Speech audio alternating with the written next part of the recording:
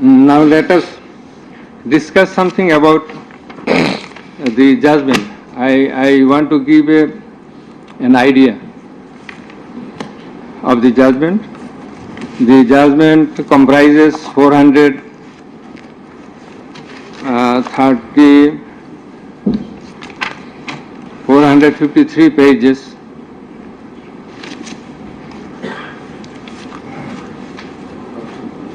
and it consists of 6 parts.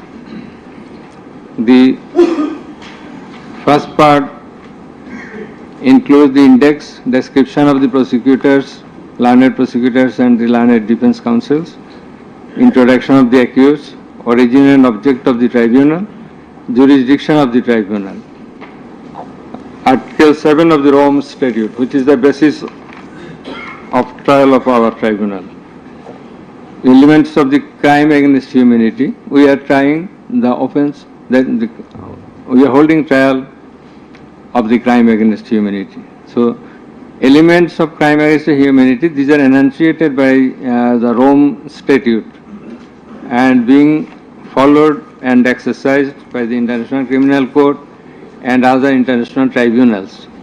We are also following the Rome Statute as well as our law, and particularly the elements as enshrined therein. And the elements of superior common responsibility. In such cases, superior common responsibility is bulkily involved, and that's why we have to have regard to this aspect as well. And we have stated the standard of the tribunal. That is, we compare the standard of this tribunal with the standard of the other international tribunals as well as the International Criminal Court. And we have said about the trial procedure, Part 2, pre-trial proceedings, Part 3, prosecution story and defense case.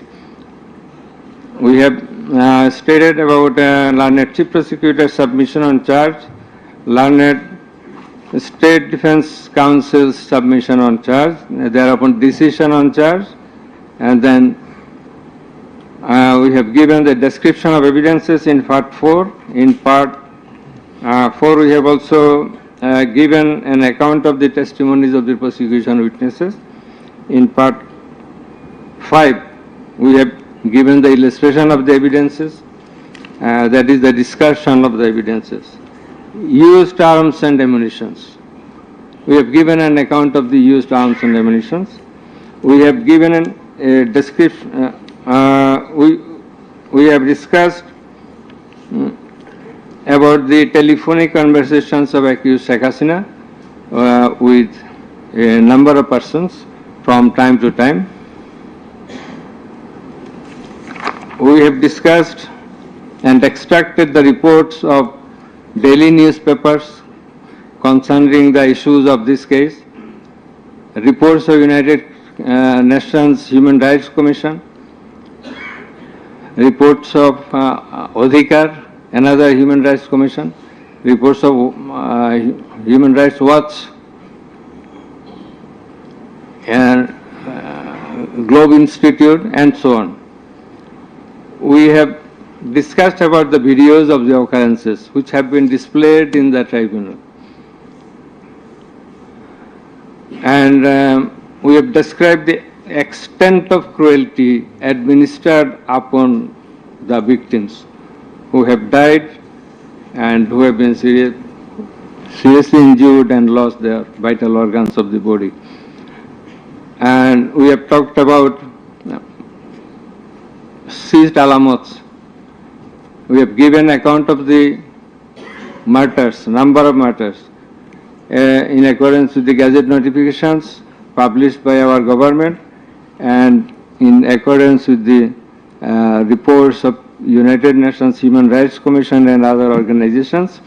In this context, I want to say that the exact report of martyrs or the victims or the sufferers or the injured persons or those whose whereabouts could not be traced, this is quite natural.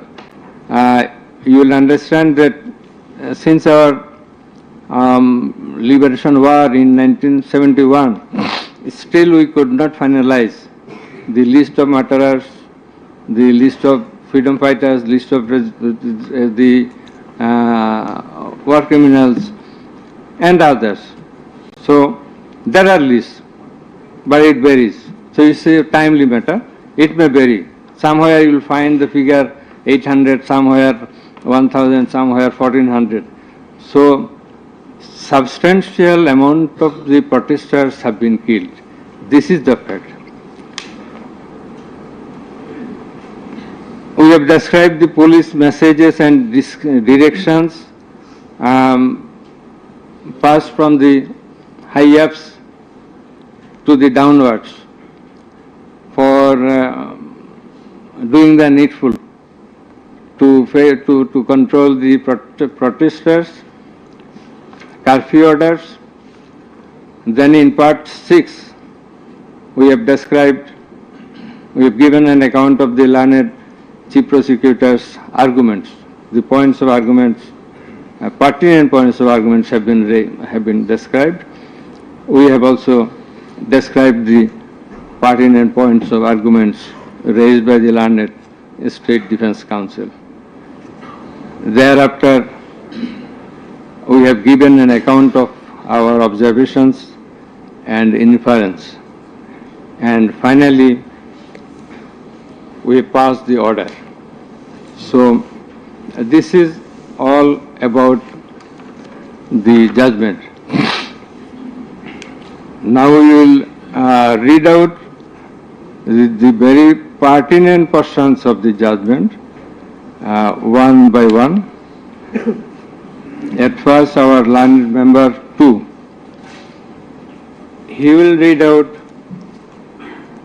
a portion of the judgment commencing from origin and object of the tribunal, jurisdiction of the tribunal, and he will read out Article 7 of Home Statute, elements of crime against humanity, elements of superior command status responsibility, and then the charges.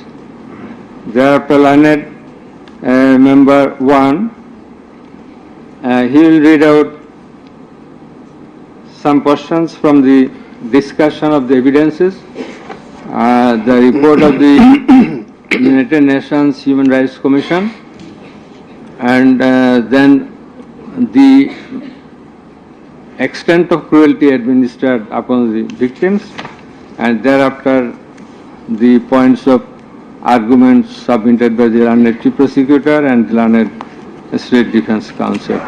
And finally, I will read out the conclusion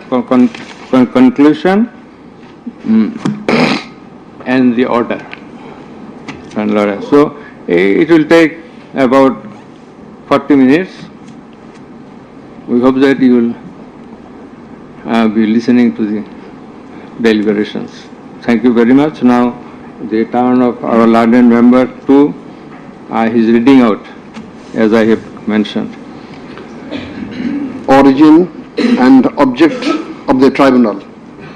The International Crimes Tribunal has been established under the International Crimes Tribunal Act 1973 to provide for the detention, prosecution and punishment of the persons for genocide, crimes against humanity, war crimes and other crimes under international law committed within or beyond the territory of Bangladesh, whether before or after commencement of the Act. Jurisdiction of the Tribunal. The Tribunal has got the jurisdiction to try the offences enshrined in Section 3 and 4 of the International Crimes Tribunal Act 1973.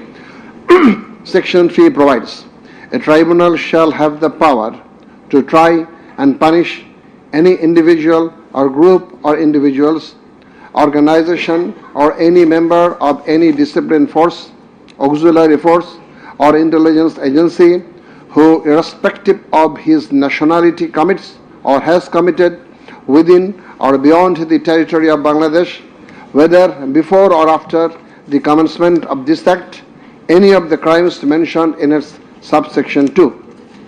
According to subsection 2 of section 3, the following acts or any of them is crime within the jurisdiction of a tribunal for which there shall be individual responsibility. The Constitution of Bangladesh has given upper hand in Article 47, Subclause 3 thereof to the application of the provisions of International Crimes Tribunals Act 1973 in the following manner. Notwithstanding anything contained in this Constitution, no law nor any provision thereof providing for detention, prosecution, or punishment of any persons who is a member of any armed or defense or auxiliary forces or any individual group of individuals or organization or who is a prisoner of war for genocide, crimes against humanity, or war crimes and other crimes and crimes under international law shall be deemed void or unlawful, or ever to have become void or unlawful on the ground that such law or provisions of any such law is inconsistent with or repugnant to any of the provisions of the constitutions. Crime against humanity, namely murder, extermination, enslavement, deportation, imprisonment, abduction, confinement, torture, rape, sexual exploitation, enforced disappearance, human trafficking, sexual slavery, enforced prostitution, forced pregnancy, enforced sterilization or other inhuman acts when committed as part of a widespread or systematic attack direct against any civilian population with knowledge of the attack or persecutions on political, racial, ethnic or religious grounds, whether or not in violation of the domestic law of the country were perpetrated. Section 4 provides as follows. Any individual or groups of individuals or any member of any disciplined force, auxiliary force or intelligence agency who commits a crime within the jurisdiction of the tribunal shall be responsible and liable for a punishment. Any commander, superior officer or leader who orders, permits, acquiesces, incites or participates in the commission of any of the crimes specified in section 3 or is connected with any plans or activities involving the commissions of such crimes or who fails or omits to discharge his duty to maintain a discipline or to control or supervise the actions of the persons under his command or his subordinates, whereby such persons or subordinates or any of them commit any such crimes, or who fails to take necessary measure to prevent the commission of such crimes.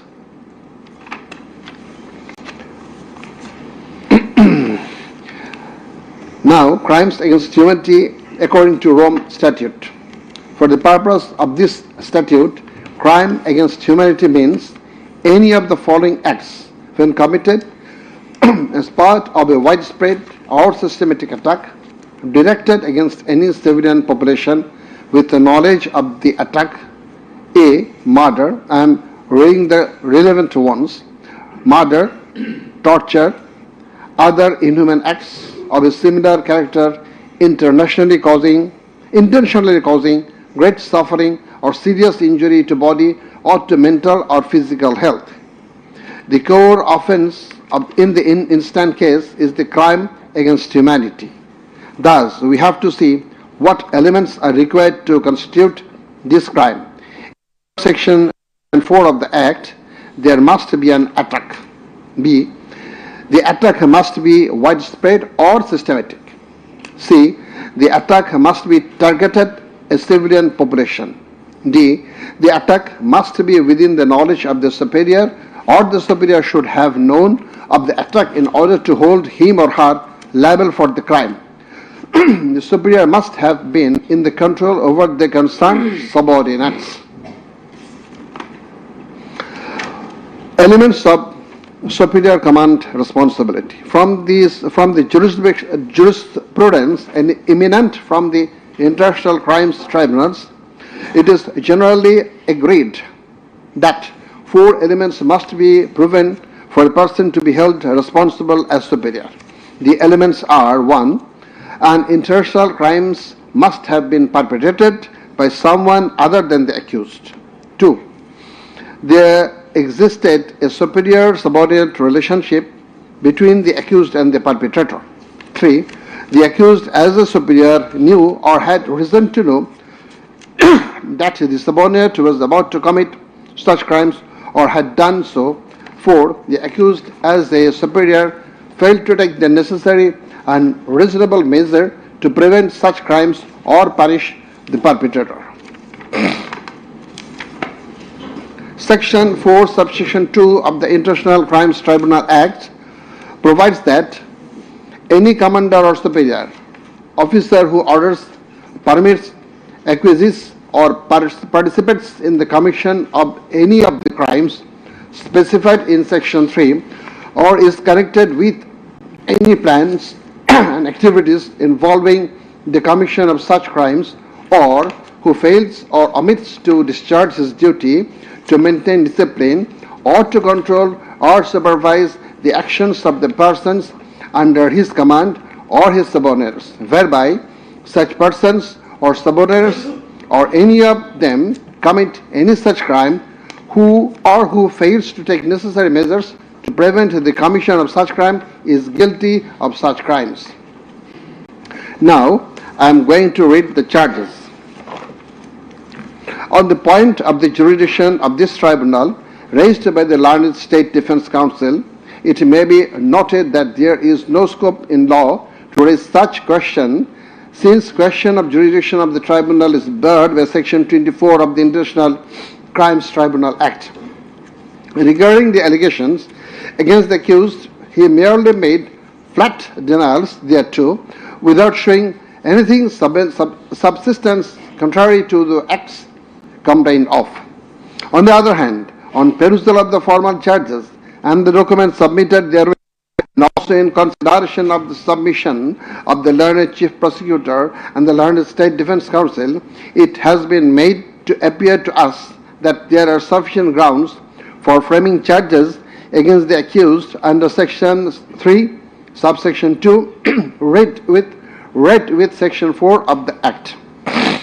On hearing both sides, 5 charges were framed against accused Sheikh Hasina individually, and separate 5 charges were framed against accused Asaduzzaman Khan Kamal and Chaudhry Abdullah Al Mamun jointly.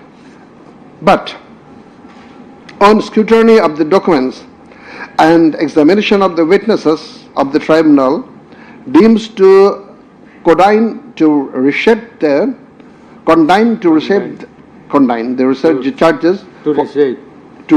charges for ends of justice, and accordingly the same charges framed earlier have been modified in the following manner. Charge number 1.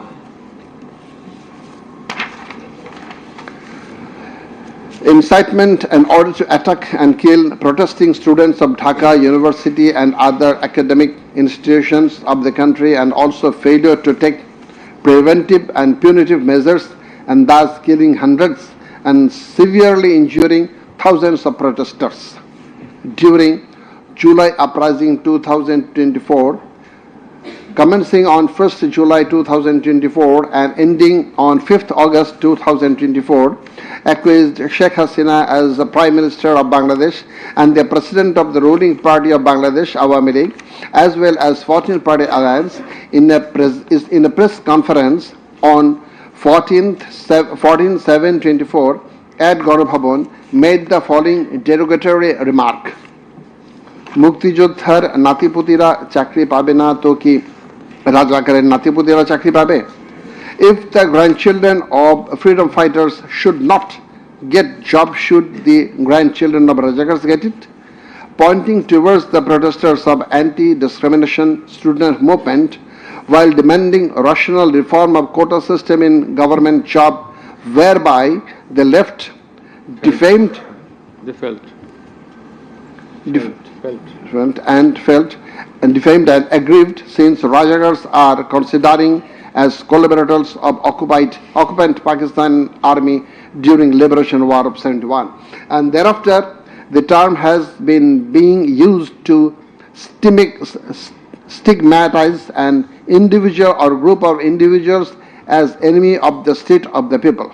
Moreover, in a telephonic conversation with ASM Maksud Kamal, the then Vice Chancellor of Dhaka University, Sheikh Hasina, mentioned that she ordered to hang the protesters as the Rajagars have been hanged before. Furthermore, being incited and inspired by the said remark, Cabinet Minister and Awami League Secretary Obaidul Qadir, separately charged, made another provocative, aggressive remark on 15th July of 2024 at 12 noon, saying, Andolon Domone Chhatroligi Jotheshto. Chhatroligi is enough to bring the movement under control.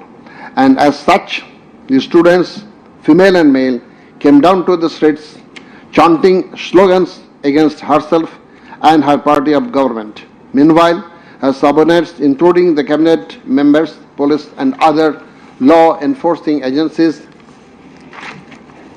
activists of four-party Awami League and its affiliated and allied organization go to incited and inspired of the aforesaid remarks of you and Obaidul Qadir, and thus they launched widespread and systematic attack within your full knowledge upon the peaceful statement protesters in Dhaka University, causing 297 students injured and many others in different educational institutions throughout the country, including Rangpur Begum Rokeya University, where Abu Said was brutally shot dead by police.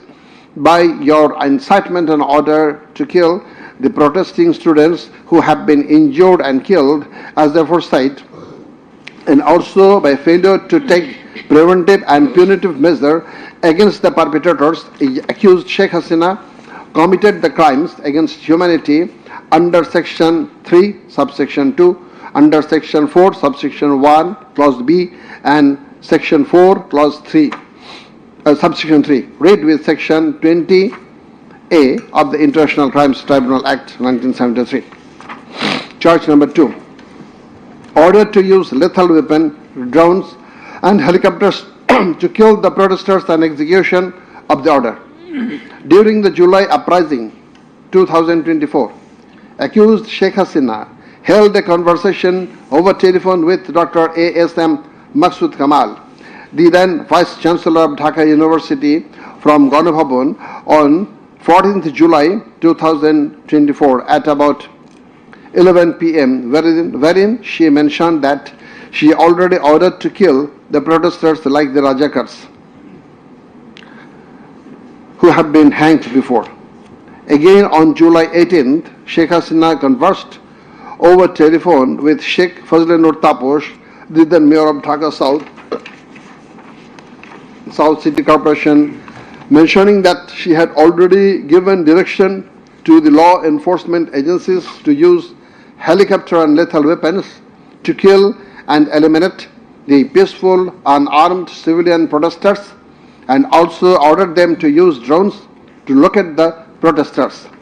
She also told him that she passed orders to arrest and protesters across the country. As a result of above statement, directions, the Home Minister Asaduzzaman Khan Kamal and the Inspector General of Police Chaudhry Abdullah Al Mamun successively implemented the directions through their underlings, that is law enforcing agencies, by deploying drones and helicopters in the sky, killing about 1,400 protesters, including women and children, indiscriminately and gravely injuring about 25,000 of them throughout the country by using lethal weapons everywhere from 16th July 2024 and helicopters somewhere from 18 July 2024 up to 5th August 2024, and thereby Sheikh Hasina, Asaduzzaman Khan Kamal and Chaudhry Abdullah Al Mamun committed crimes against humanity as a joint criminal enterprise punishable under Section 3, Subsection 2, Clause A, G, H, Section 4, Clause B, C, Section 4, Subsection 3, read with Section 20A of the International Crimes Tribunal Act. Charge number 3, killing 6 protesters at Chankharpur with lethal weapons. The protesters convened a program titled March to Dhaka to be held on 5th August and made a call to the people of all walks throughout the country to march to Dhaka on the scheduled day. People of all spheres began to assemble in Dhaka from every part of the country on August 5th. By incitement, order and inaction of Sheikh Hasina, by abatement and inaction of Home Minister Asaduzzaman Khan Kamal and Inspector General of Police Chaudhry Abdullah Al Mamun, the successive underlings got incited and inspired to kill the protesting students and common people, and thereupon under order, supervision and inaction of accused Asaduzzaman Khan Kamal, Chaudhry Abdullah Al Mamun and the then Dhaka Metropolitan Commissioner DMP Habibur Rahman, Joint Commissioner Police Shudip Kumar Chakraborty, Additional Deputy Commissioner Shah Al Alam Muhammad Akhtar ul Islam, Assistant Commissioner Muhammad Imrul and Inspector Muhammad Arshad Hussain, who have been separately prosecuted, successively ordered to commit atrocities to the protesters assembled at Chankharpur of Dhaka and supervised the same, and during such atrocities 6 unarmed protesters, namely Shahriyan Khan Anas, Sheikh Mahdi Hassan Junaid alias Mustaqin, Muhammad Yaqub, Muhammad Rakib Hawladar, Muhammad Ismamul Haq and Manik Mia alias Shahrik were shot dead by Constable Shujan Hussain, Constable Imaj Hussain and Constable Nasirul Islam, who have been separately prosecuted at Chankharpur as part of widespread and systematic attack.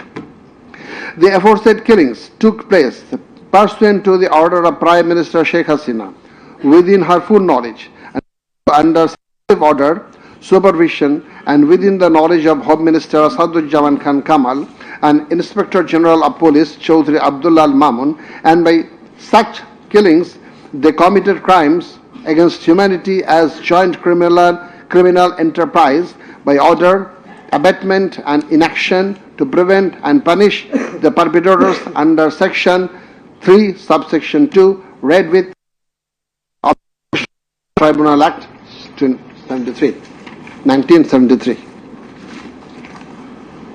So these are now the turn of learned member 1.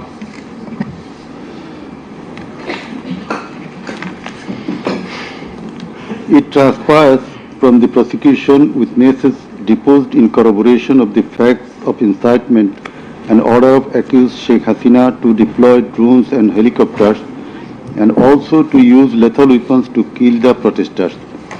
The daily newspapers of Bangladesh also published reports of such incitement and order of Sheikh Hasina. Moreover, the prosecution exhibited the pen-drive CD containing telephonic conversation of Sheikh Hasina with Dhaka University Vice Chancellor A.K.M. Maqsood Kamal, Dhaka South City Corporation Mayor Fazlenut Taposh and Hasanul Haq Inu. The concerned device containing the said conversations have been played in the tribunal, and thereupon we find that in the conversation with the Dhaka University Vice Chancellor A.S.M. Maqsood Kamal, accused Sheikh Hasina mentioned that she already ordered to hang the students as Radhakars have been hanged. Now I am mentioning the substantial portion from his conversation with, from her conversation with A.S.M. Maqsood Kamal, the accused Vice Chancellor of Dhaka University.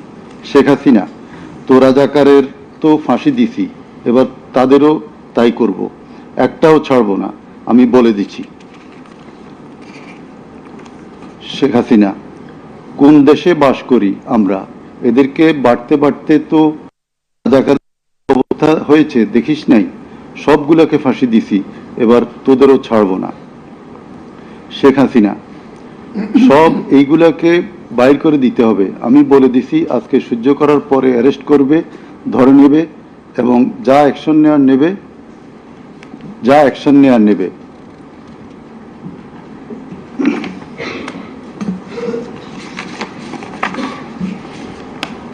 Then it also appears from the conversation with Dhaka South City Corporation Mayor Prabdhenut Taposh, accused Sheikh Hasina told him that she ordered to kill the protesting students by using helicopters and lethal weapons.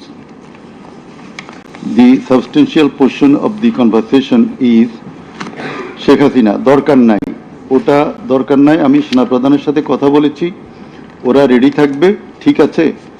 এখন তো আমরা অন্য করতেছি, drone দিয়ে ছবি নিচ্ছি আর হেলিকপ্টারে হচ্ছে মানে কয়েক জায়গায়। তাপস, তাহলে ওই কিছু ছবি দেখে পাকড়াও করা যায় না তাদের রাতের মধ্যে? শেখ হাসিনা, সবগুলিকে অ্যারেস্ট করতে বলেছি রাত্রে। তাপস, হ্যাঁ, পাকড়াও করলে ওদেরকে। শেখ হাসিনা, না, ওটা বলা হয়ে গেছে, ওটা নিয়ে র্যাব, ডিজিএফআই, এনএসআই সবাইকে বলা হয়েছে যে যেখান থেকে যে কয়টা পারবা ধইরা পেল। তাপস, জি। শেখ হাসিনা, ওটা বলা আছে, আর এখানে গ্যাদারিং দেখবে সেখানে, আর যেখানে গ্যাদারিং দেখবে সেখানে ওই উপর থেকে করাচ্ছি, অলরেডি শুরু হয়েছে কয়েকটা জায়গায়। তাপস, জি। শেখ হাসিনা, আমার নির্দেশনা দেয়া আছে, ওপেন নির্দেশনা দিয়ে দিছি, এখন লেথাল উইপন ব্যবহার করবে, যেখানে পাবে সোজা গুলি করবে। তাপস, জি জি। শেখ হাসিনা, না পোড়াইয়া দিছে, মেশিনপত্র সব পুড়ে গেছে, আমি বলছি যা পোড়াতে, ও আমাদের সেতু ভবন পোড়াইছে। তাপস, জি, ওরা রাতে মনে হয় আরো ব্যাপক আক্রমণ করবে।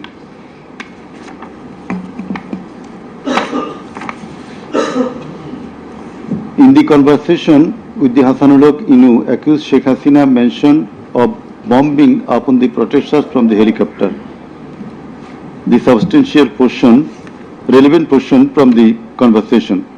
Sheikh Hasina, না, আমি বলছি ক্যাজুয়ালিটির দরকার নাই, ওরা ব্যারিকেড নিয়ে আছে তো ঠিক আছে, আকাশ থেকে নামবে, তখন দুই পাশ দিয়ে ধরবে, মেসেজটা দিয়ে দিতে পারেন যে সেনা পাঠানো হচ্ছে আর হেলিকপ্টার দিয়ে সোজা বম্বিং করা হবে, র্যাবের হেলিকপ্টার দিয়ে উপর দিয়ে মারবে। হাসানুল কিনু, আপনি এই জামাত শিবিরের মেরুদণ্ডতা আবার ভেঙে দেন ঢাকা শহরে। শেখ হাসিনা, এক্কেবারে। শেখ হাসিনা, হ্যালো। হাসানুল কিনু, হ্যালো, জি, আসসালামু আলাইকুম, আমি ইনু বলছিলাম। হ্যালো। শেখ হাসিনা, হ্যাঁ বলেন। আচ্ছা, আমি এটা স্ক্রলে দিয়ে দিতে বলছি যে তোমরা ছাত্ররা সব ঘরে ফেরো, গার্ডিয়ানদেরকে বলছি এইখানে কিন্তু জঙ্গি হামলা হয়েছে। হাসানুল কিনু, হ্যাঁ, এটা রাইট। শেখ হাসিনা, না, এটা আমাকে বেশ কিছু আন্তর্জাতিক পাইছি, তারা এটাকে জঙ্গি হামলা হিসেবে কনসিডার বলতেছে। হাসানুল কিনু, হ্যাঁ, জঙ্গি হামলাই হয়েছে, এই কার্ডটা খেলবো আমরা এখন। শেখ হাসিনা, না, কার্ড খেলা না, এটা আমি আগে করি নাই, কিন্তু আমাকে আন্তর্জাতিক সংস্থা থেকে মেসেজটা দিচ্ছে যে এটা জঙ্গি হামলা। হাসানুল কিনু, জঙ্গি সন্ত্রাসের মোকাবিলা করছে এখন সরকার। শেখ হাসিনা, তারা আমাকে এটাই বলছে যে এটা জঙ্গি হামলা, দিয়ে দিব পেপারে।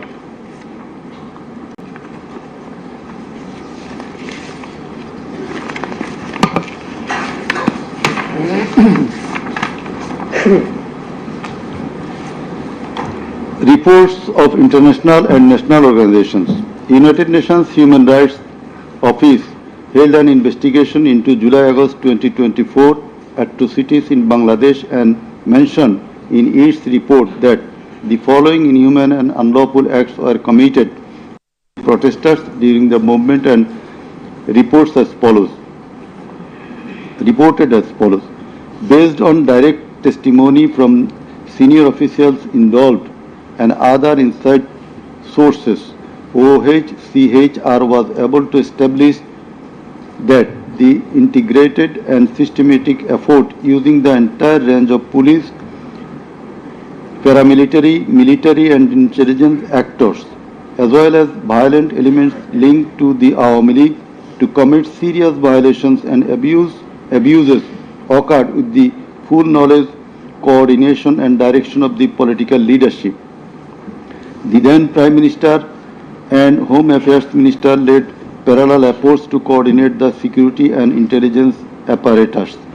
Both received regular reports on the situation on the ground from multiple sources. According to senior official testimony, reports provided to the Prime Minister by senior officers on 21 July and in early August specifically conveyed concern about excessive use of force.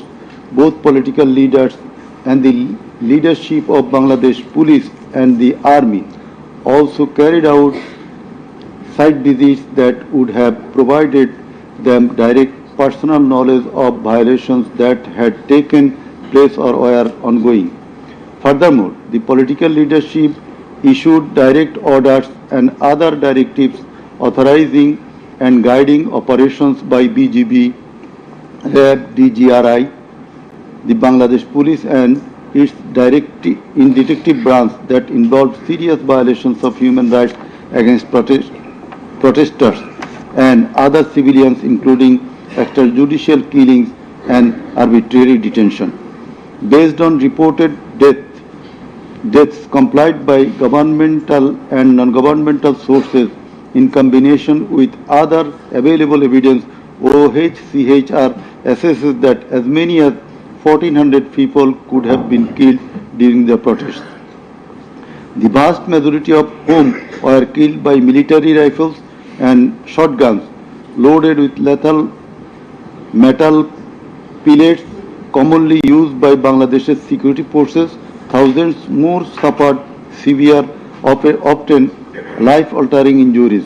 More than 11,700 people were arrested and detained, according to the information from the police and RAB provided to OHCHR. Government attempted to intimidate and delegitimate the student protest movement, mobilized of Chhatra League, police and paramilitary forces, materialize of policing in Bangladesh, incited violence by armed Awami League and activists on and around university premises, conducted coordinated attacks by armed Awami League supporters and the police, use of force violations by police, RAB and BGB, including extrajudicial killing like killing Abu Said of Begum Ruqya University, Rangpur, 16 July, made systematic indiscriminate use of shotguns loaded with lethal ammunition, suppressed peaceful assembly at Dhaka University on 17 July. Police, RAB and BGB extrajudicially killed protesters in Uttara on 18 July. Disproportionate and indiscriminate use of firearms in response to violent unrest, indiscriminately shooting in Rampura and Badda by BGP and police on July 19. Violently cleared the Dhaka-Chattogram highway in Jatrabari on between 16 to 21 July. Extrajudicial killings to suppress the march to Dhaka on August 5 involved the army, who shot at protesters at Jamuna Future Park on 5th August 2024, used helicopter to intimidate and deploy possibly unlawful force, obstructed of medical care and denied necessary medical documentation, obstructed medical treatment of victim Sheikh Asabul Yamin, shot by police, caused mass arbitrary arrests, detention without due process and torture and ill treatment, caused block raids and mass arrests, including injured persons. Students and opposition leaders attacked journalists, children and women and caused unjustified shutdown of internet. In the said report, Mr. Bolkartur the High Commissioner of Human Rights Office of United Nations that the atrocities committed in July Revolution 2024 in Bangladesh was preconcerted and systematic in order to remaining in power. There are cogent grounds to believe that hundreds of extrajudicial killings, arrests, detention and torture were carried out by the political leaders and the highest law enforcing authorities within their knowledge and under their direction and supervision as strategy to suppress the movement, whereby human rights have been seriously violated and thus international crimes have been committed. He also observed that the evidences collected do depict a picture of widespread state atrocities and targeted killings.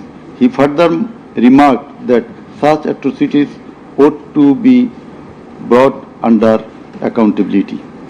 There are many other similar reports by the Global Institute International Truth and Justice Project, Bloodshed in Bangladesh, World Report 2025 of Human Rights Watch.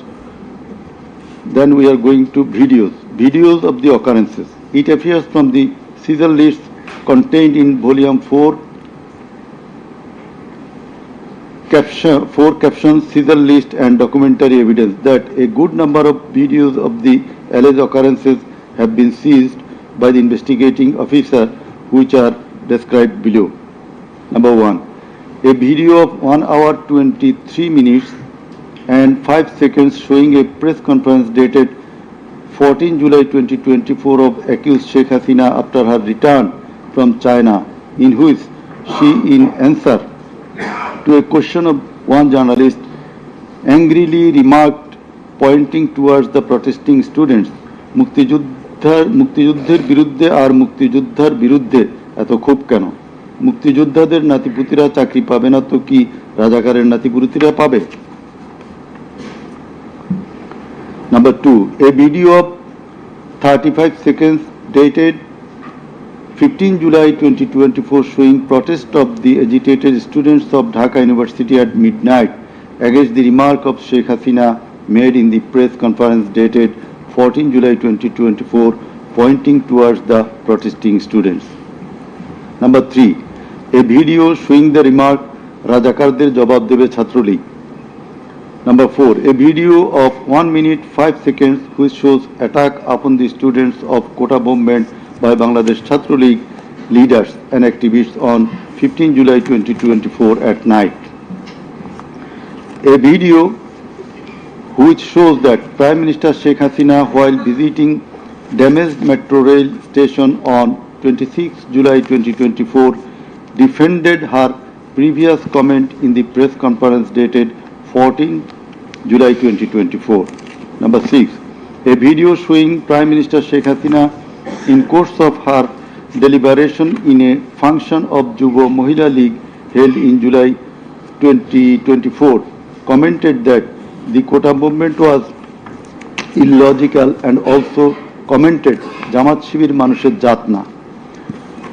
Number 7, a video showing some adverse remark of Sheikh Hasina against the female students of Rokeya Hall of Dhaka University meeting at her office on 15 July 2024. A video showing how Sheikh Hasina asked Delhi to attack Dhaka. A video shows the scenario of how protesting student Mugdho was shot dead in the July movement. This video was broadcast by YouTube channel named Narrative Bangladesh on 19 April 2025. A video which shows the scene of shooting a young person named Ridoy by police in the July movement. This video was broadcast by YouTube channel named International Truth and Justice Project on 15 January 2025. A video named Jatrabari Evidence of a Massacre Bangla showing the scenarios of killing and torturing some participants of the movement. This video was broadcast by International Truth and Justice Project YouTube channel on 14 January 2025. A video showing the scene of carrying bullets striking young man named Nafiz at farm gate of Dhaka. This video was broadcasted in Jamuna TV YouTube channel on 14 August 2024. A video showing how movement participant Khokon Chandra Burman was injured with gunshot in his face. It appears that the whole face including mouth, nose and eyes of Khokon Chandra Burman have been completely disfigured. This victim deposed in the tribunal as PW number 1. A video titled নির্মম 19 জুলাই শতাধিক লাশ হাজারো গুলিবিদ্ধ রক্তের জন্য হাহাকার DMC 19. A video titled RAB helicopter attacked Kota Andolon 2024 showing operation upon the protesters from RAB helicopters at different parts of Dhaka in July 2024. A video showing how protester Imam Hassan Taim Bhuiya was shot dead at Jatrabari, Dhaka. 4 videos in a pen drive showing the passing of order by DMP Commissioner Habibur Rahman to the subordinate asking them to shoot the protesters below waist. A number of videos showing shooting upon the protesting people from helicopter. A video showing the scene of burning the dead bodies of protesting students and common people by police at Ashulia, Dhaka on 4th August 2025 during the July movement. A video showing the scene of Abu Said, a coordinator of July movement 24 being shot multiple times by police at a close range with lethal weapon. A video showing the scene of a dead body of protester Asabul Yamin being thrown from APC armed personnel carrier by police. A video which showing the accused Home Minister Asaduzzaman Khan Kamal defending the use of lethal weapon by police. Extent of cruelty. It transpires from the evidences that cruelty of the extreme level was administered upon the dead and injured protesters. Police and activists of Awami League, Chhatra League and Jubo League blocked the entrance and exit of ambulances carrying the injuring protesters. Hospitals were asked not to give admission to the injured protesters. It appears from the testimony of PW2 that in some cases patients were searched by police and ruling party activists. Doctors were intimidated and some of the doctors were transferred due to giving treatment to the protesting injured persons. PW3 Parveen deposed that she found an injured young man shouting, save me, under Jatrabari flyover. Blood was coming out from both of his eyes. Parveen pulled him up and put him on her shoulder and looking for a rickshaw. And then 14 to 15 armed police shot them. The injured man, being hit by bullets, fell down from her shoulder. They also shot PW Parveen at her left eye, lower abdomen and other parts of the body. Blood was gushing out of her body and thus she fell down. Coordinator of the movement Abu Said of Begum Ruqayya University, Rangpur was shot at a close range. Doctors were forced to change his post-mortem report 5 times. PW8 Naim Chikdar was shot at a close distance of 5 meters. He was hit by 500 bullets and 3 hospitals refused to admit him, apprising that Prime Minister Sheikh Hasina instructed to refuse admission to the protesting patients. PW8 also said that Chhatra League activists were searching him and as such he was hidden in separate room by the doctors. It is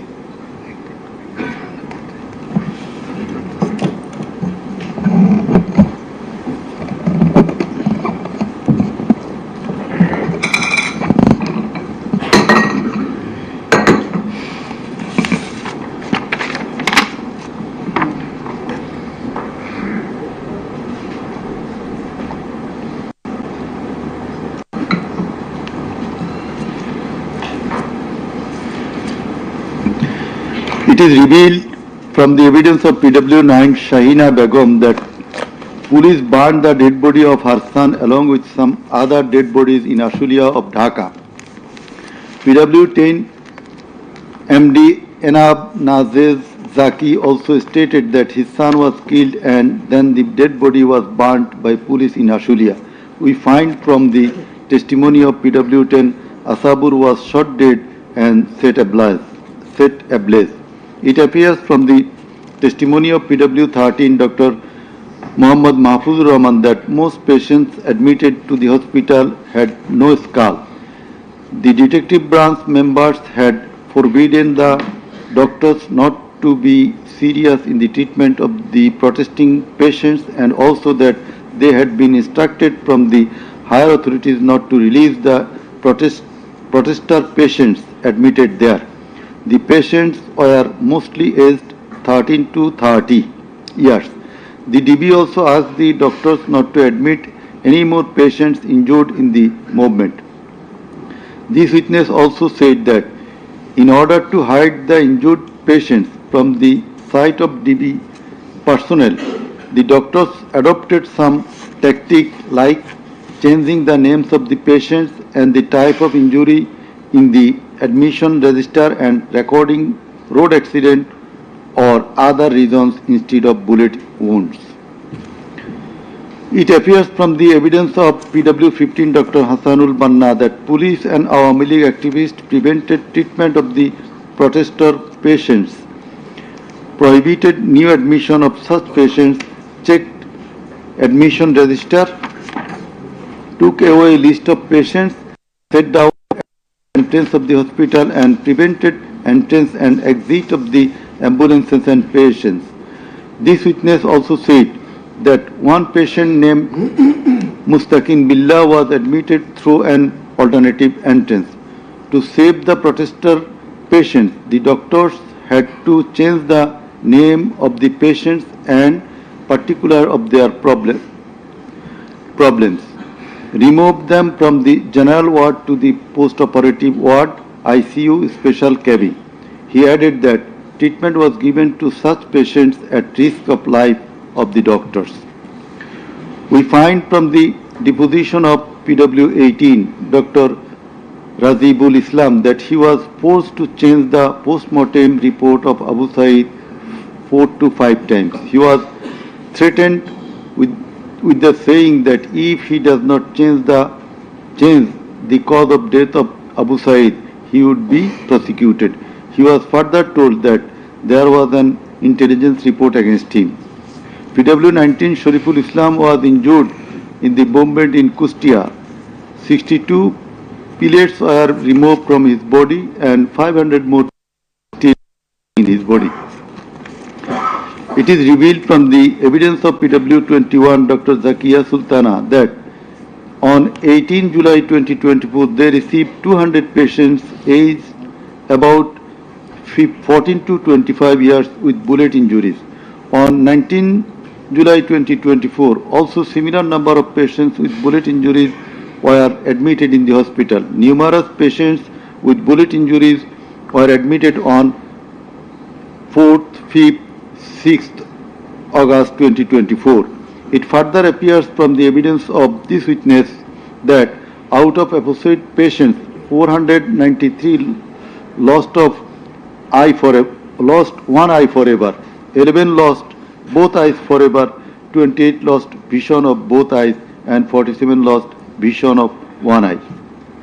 It appears from the evidence of TW22 Mr. Idris that while his son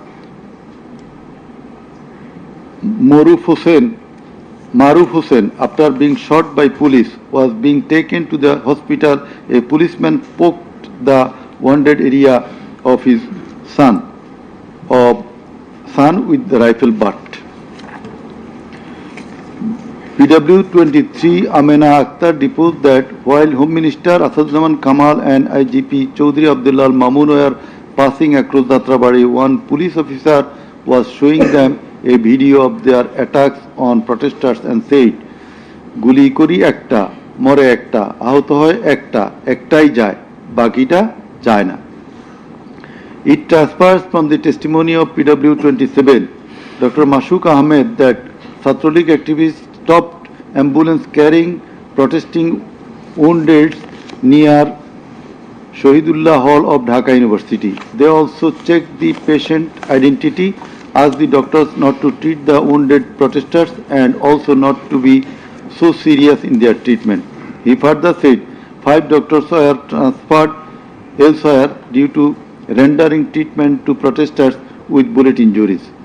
This witness also stated that the direction of the gunshot wounds of the patients treated on 19, 20, 21 July and 4-5 August in Dhaka Medical College Hospital was from the top to the bottom. He meant that the gunshot was done from above, which obviously implies helicopter. It appears from the evidence of PW 47, Nahid Islam deposed that bullets were fired from helicopter and that many false cases were filed against the protesters, and also that the activists of Awami League, Jubo League and Chhatro League prevented the treatment and burial of protesters. Furthermore, some of the protesters were forcibly disappeared and many dead bodies of the protesters were concealed. He himself and some other student leaders were abducted. PW 48, Ali Ahsan Junaid stated that on 15 July 2024, Chhatro League activists brutally attacked and injured the Dhaka University students, hindered going to the hospital and tortured them in the hospital. He further said that the protesters were fired from the helicopter. We find from the evidence of PW 54, Mr. MD Alamgir, investigating officer, that the protester named as Ashabul Yamin was thrown down from the APC by the police.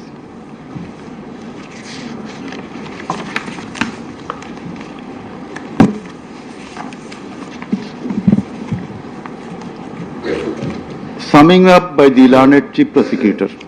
The learned Chief Prosecutor advanced argument on conclusion of the testimonies of the prosecution witnesses. He submitted that the instant case is an unprecedented and unexceptional one in the history of this subcontinent. After achieving independence in 1971, the people of the country had a great expectation and belief that all sorts of suffering, poverty, tyranny and high-handedness of the government and the mighty quarters would come to an end and people would enjoy liberty, happiness and all fundamental rights, but all these have been doomed to ashes. The learned prosecutor dubbed the ruling party Awami League as fascist ab initio. From the very inception of independent Bangladesh, the Awami League government concentrated to perpetuate its power by way of exploitation, torture, killing, abduction, denial of democracy and fundamental rights of the people, freedom of press and speech, as well as social justice, and thereupon established dictatorship by forming Bhakshal. The then Awami League government, led by Sheikh Mujibur Rahman, planned in connivance with a neighboring country to weaken and abolish our glorious army and thus formed Rakhi Bahini, an armed organized parallel to the army.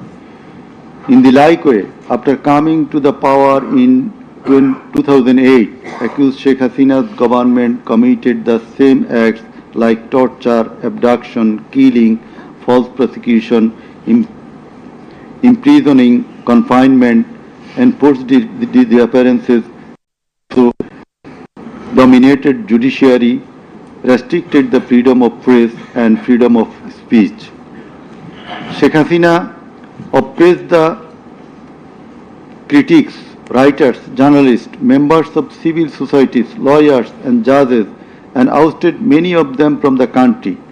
The then Chief Justice Sheikh Hasina, eminent writer and journalist as well as historian Mahmudur Rahman, politician and journalist Pinaki Bhattacharya, Shafiq Rahman, Ilyas Hussain, Kanak Sarwar, Mushfiqul Fazl Ansari, Oliullah Numan, Shahed Alam, Jawad Nirjor, Tasneem Khalil, Julkarnain Shaer, Barrister Abdul Razzaq were driven out of the country for speaking the truth and criticizing the government's misrule, oppression and loopholes.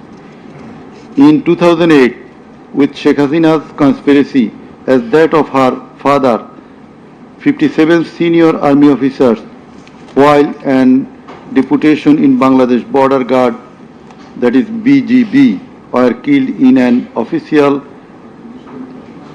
congregation of Pilkhana BGB headquarters by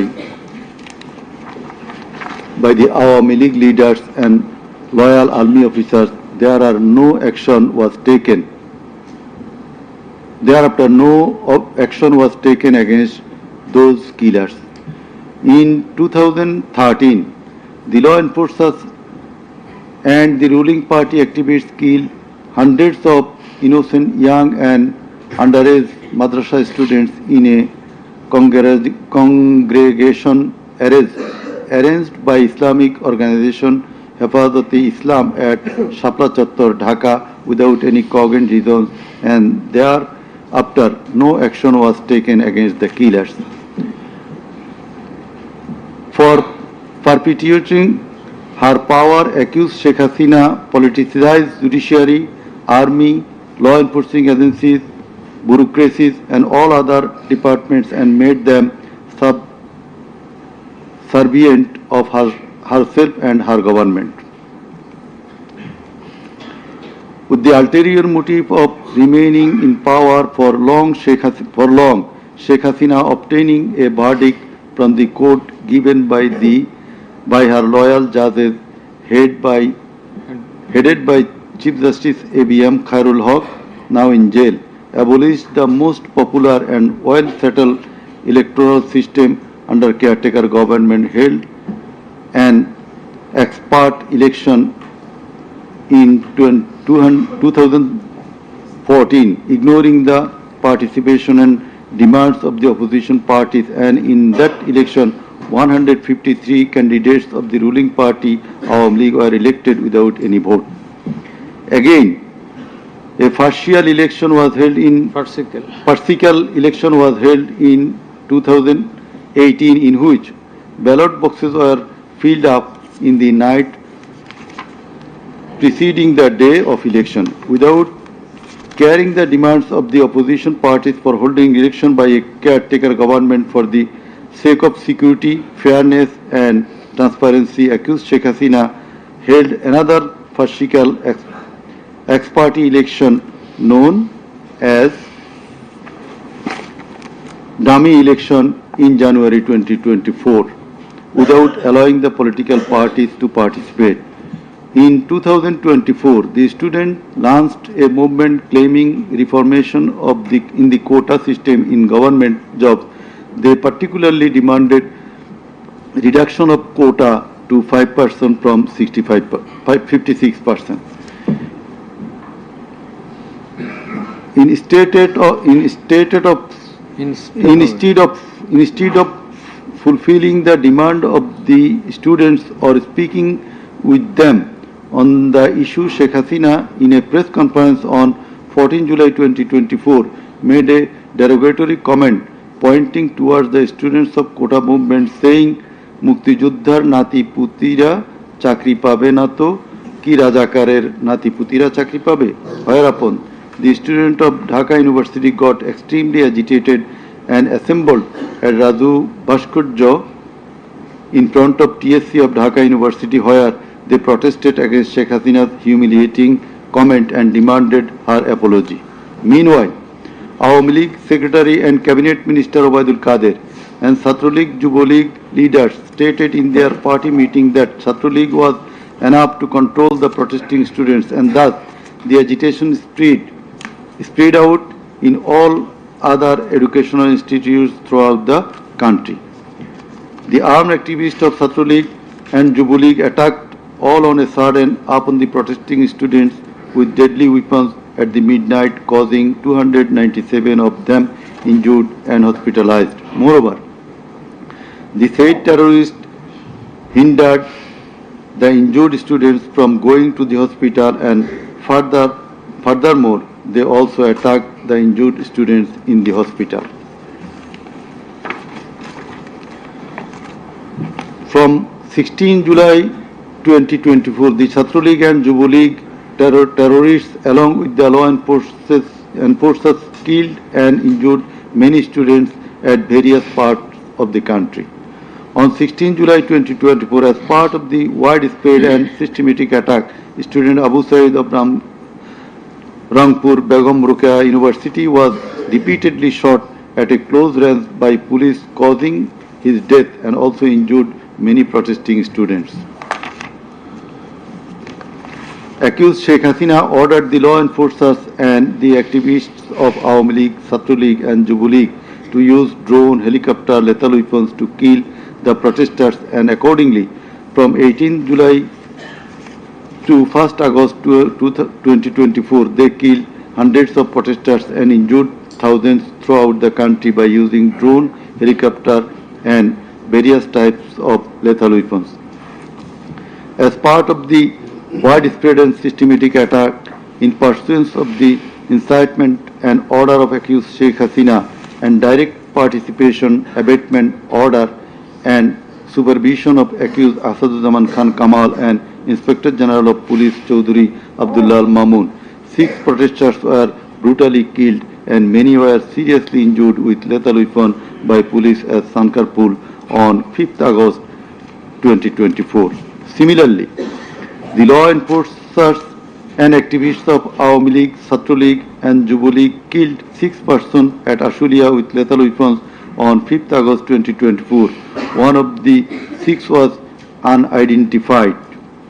After being shot dead, police inhumanly burned the dead bodies. Before being burned, the dead body unidentified protesters was alive.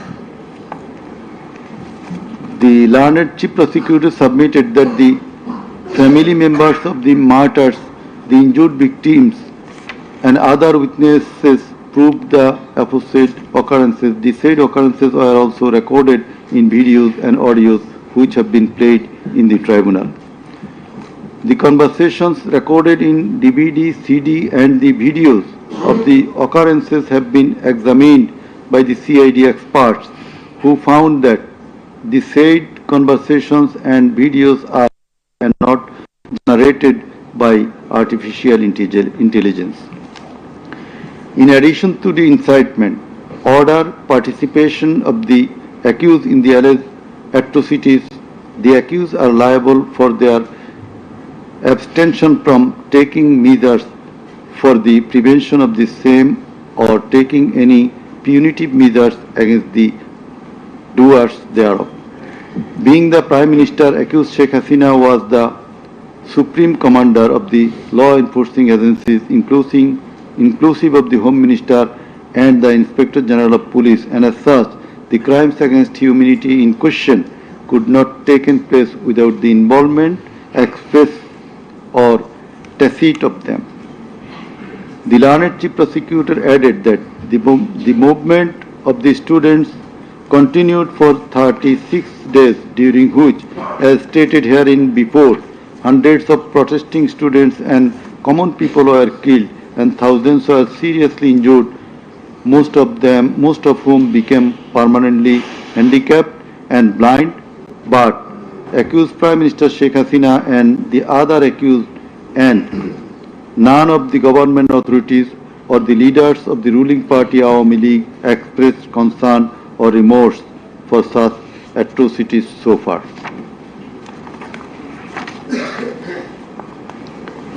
Accused Sheikh Hasina, instead of expressing remorse or seeking apology for the said crimes, continued to commit further crimes by threatening the present government, the International Crimes Tribunal personnel and the prosecutors and also the political party leaders in her hate speeches in audio conversations from time to time. This tribunal, by an order on the application of the prosecution, prohibited Sheikh Hasina to be restrained from making hate speeches anymore, but she continued to do so. Sheikh Hasina committed contempt of this tribunal by threatening the concerned officials of the government as well as the tribunal personnel, inclusive of the prosecutors, to kill 226 persons and burn the houses of the rival party leaders and activists in an audio conversation with one of her party activists, for which the tribunal drew a contempt proceeding against her. In the said proceeding, the tribunal convicted Sheikh Hasina and sentenced her with 6 months imprisonment. The accused committed crimes against humanity jointly by their incitement, order, abatement, participation and inaction, which come within the purview of joint criminal enterprise and superior command responsibility. The authorities in question were widespread and systematic and were atrocities. The atrocities in question were widespread and systematic, and it was directed against the civilian population.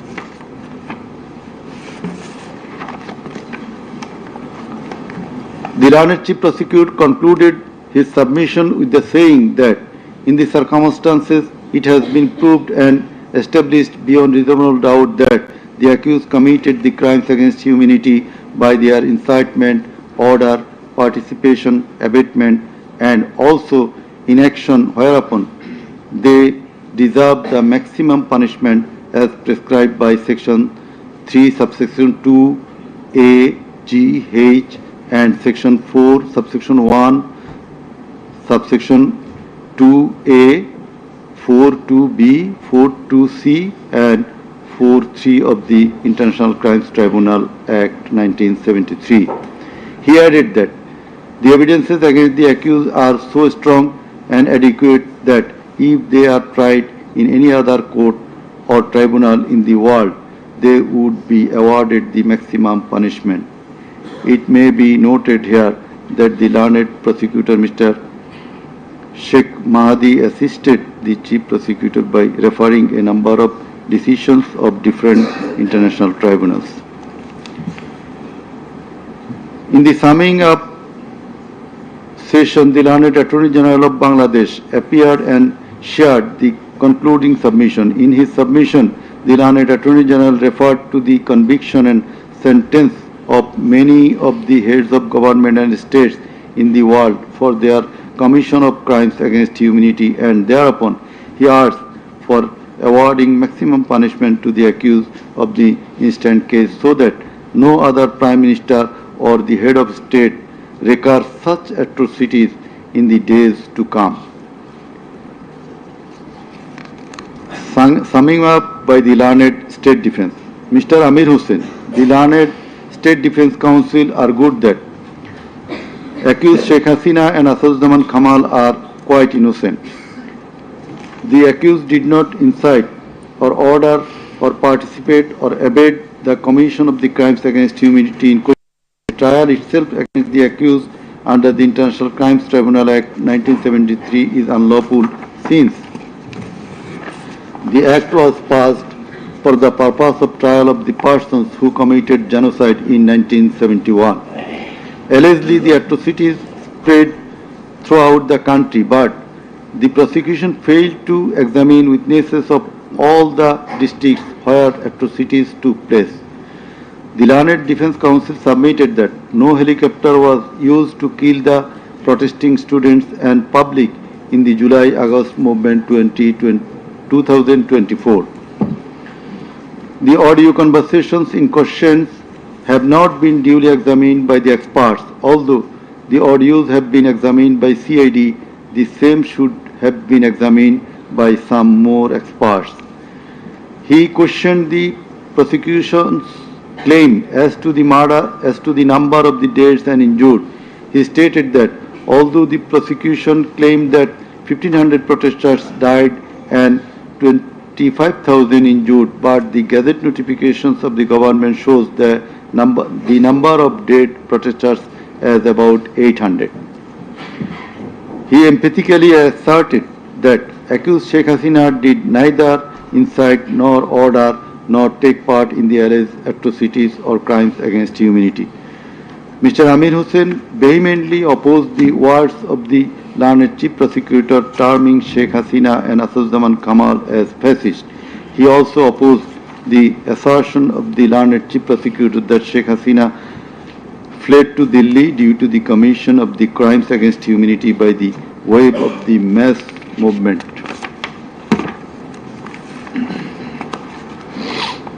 Rather, she was compelled to depart the country against her will. The learned State Defence Council argued that the attack in question was neither widespread nor systematic nor directed against the civilian population. The learned State Defence Council further submitted that the accused Sheikh Hasina and Assaduzzahman Khan Kamal cannot be held liable for joint criminal enterprise or superior command responsibility. He finally submitted that accused Sheikh Hasina and Assaduzzahman Khan Kamal are quite innocent and as such they deserve to be acquitted of the charges. Now, the Honorable Chairman of the Tribunal, Mr. Justice Ghulam Murtuza Chaudhary, will read out the final portion of the judgment, including the observation. Thank you. Thank you.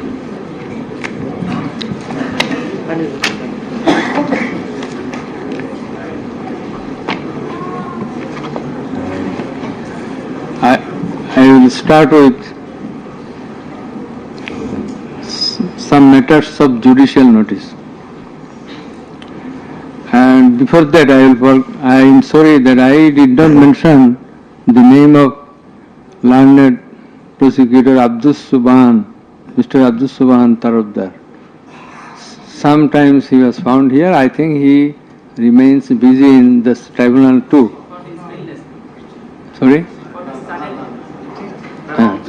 So, and he was seen sometimes here to assist us. So, our thanks to him as well.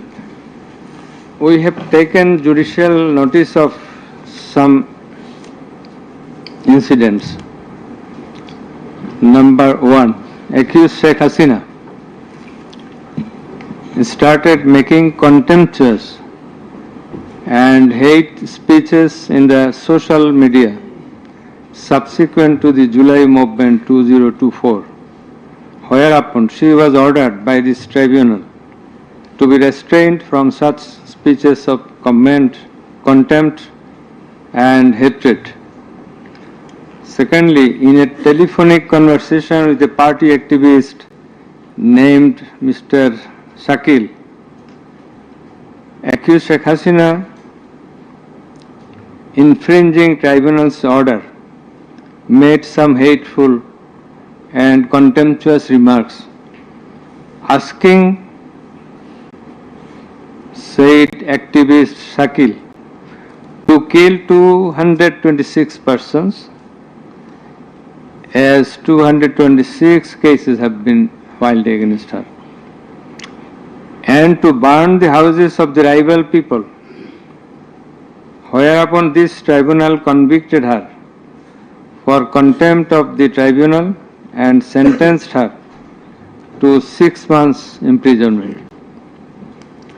Another one, the tribunal has further noticed one of her interviews published in the Daily Star a few days ago. The date has not been noted here, in which she impliedly admitted that atrocities had certainly taken place in July movement 2024, but she denied that she ordered to commit such atrocities. It has further been noticed by the tribunal that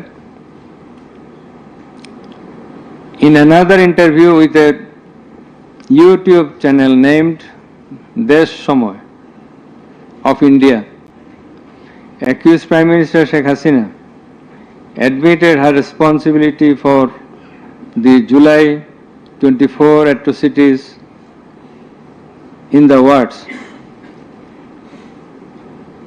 within quotation, as the leader of the country, I assume ultimate leadership responsibility. Furthermore, we have noticed that Sheikh Hasina made an interview with Daily Anandabazar of India on 7 November 25, wherein she admitted her superior command responsibility. So you may find the newspapers. Now I will start with our observations and inference. From the foregoing findings, facts and circumstances, it transpires that the students of Dhaka University and other academic institutions had launched a movement on 1 July 2004 demanding reformation in the quota system in the government jobs and continued the same till 5 August 2024. The government did not pay heed to the demands of the students.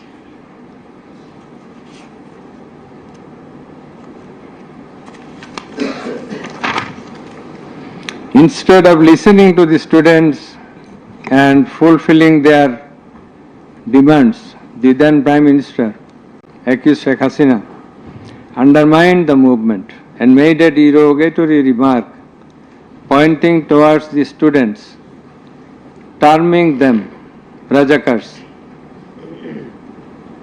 The term is an objurgation. In Bangla, this is a gali. In her words, Mukti Joddhar Natiputira Chakri pabe na to Rajakarer Natiputira pabe. As the aftermath of aforesaid objurgation and the derogatory remark of accused Sheikh Hasina, the students, including female students who were at the forefront of Dhaka University, burst into a rage and assembled at the Raju Bhaskarya in front of TSC of Dhaka University and vehemently protested against the said objurgation and defamatory words of Sheikh Hasina, and also demanded her apology and withdrawal of the said words. In the night following 14 July 2024, accused Sheikh Hasina held a telephonic conversation with Dhaka University Vice Chancellor ASM Maksud Kamal, and in course of the conversation, Sheikh Hasina said, রাজাকারদের তো ফাঁসি দিয়েছি, এবার তোদেরও তাই করব, একটাও ছাড়ব না, আমি বলে দিচ্ছি। Rajakars have been hanged, now they also will be hanged, none will be spared. I have already ordered. This is the translation. She again said, রাজাকারদের কি অবস্থা হয়েছে দেখিস নাই, সবগুলোকে ফাঁসি দিছি, এইবার তোদেরও ছাড়ব না। In the said conversation, Sheikh Hasina further said, আমি বলে দিচ্ছি আজকে সহ্য করার পর অ্যারেস্ট করবে, ধরে নেবে এবং যা অ্যাকশন নেওয়ার নেবে। And it is crystal clear that Sheikh Hasina expressed her incitement to the activists of her party Awami League and affiliates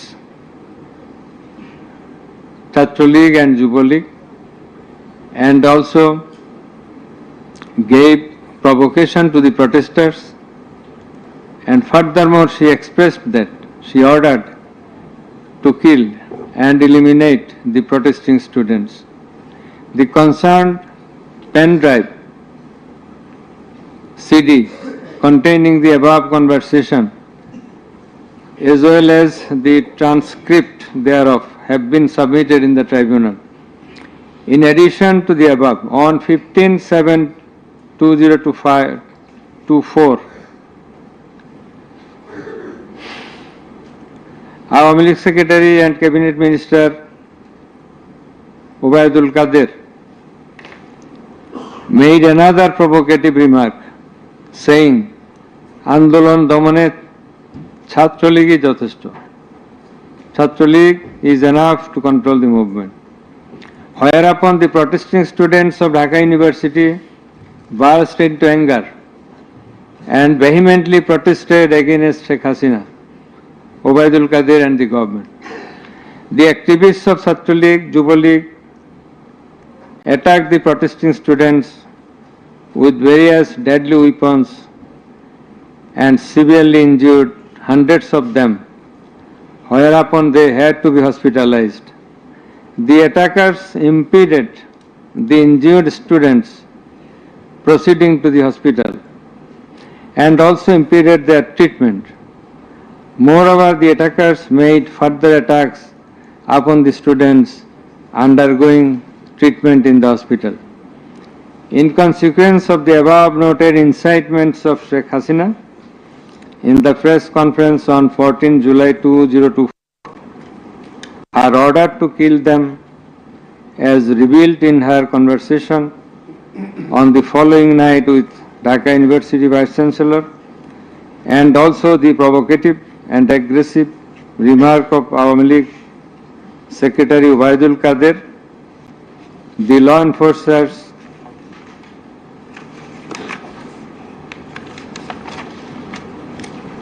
and activists of Chhatra League and Yuva League attacked the protesting students at Dhaka University throughout the country, inclusive of Rangpur, Begum Rokeya University. And in furtherance thereof, police shot Begum Rokeya University student Abu Said repeatedly at a close range, whereupon he succumbed to the gunshots. The above mentioned conversation of Sheikh Hasina with the Dhaka University Vice Chancellor S.M. Maqsood Kamal has been examined by the experts in the CID Forensic Laboratory, and it appears from the report of the examination that the conversation was genuine and that the same have not been generated by artificial intelligence, AI. The concerned experts deposed in corroboration of the genuineness of the impugned conversation. Furthermore, we find support of such conversation in the reports of daily newspapers.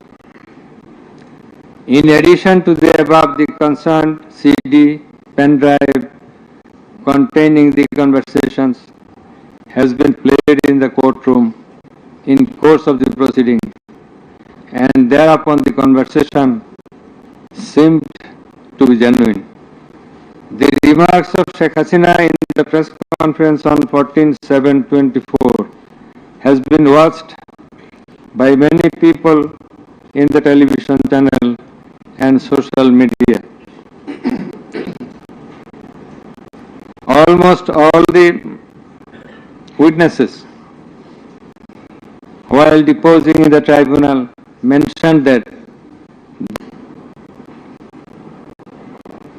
the videos in the media. Moreover, the national daily newspapers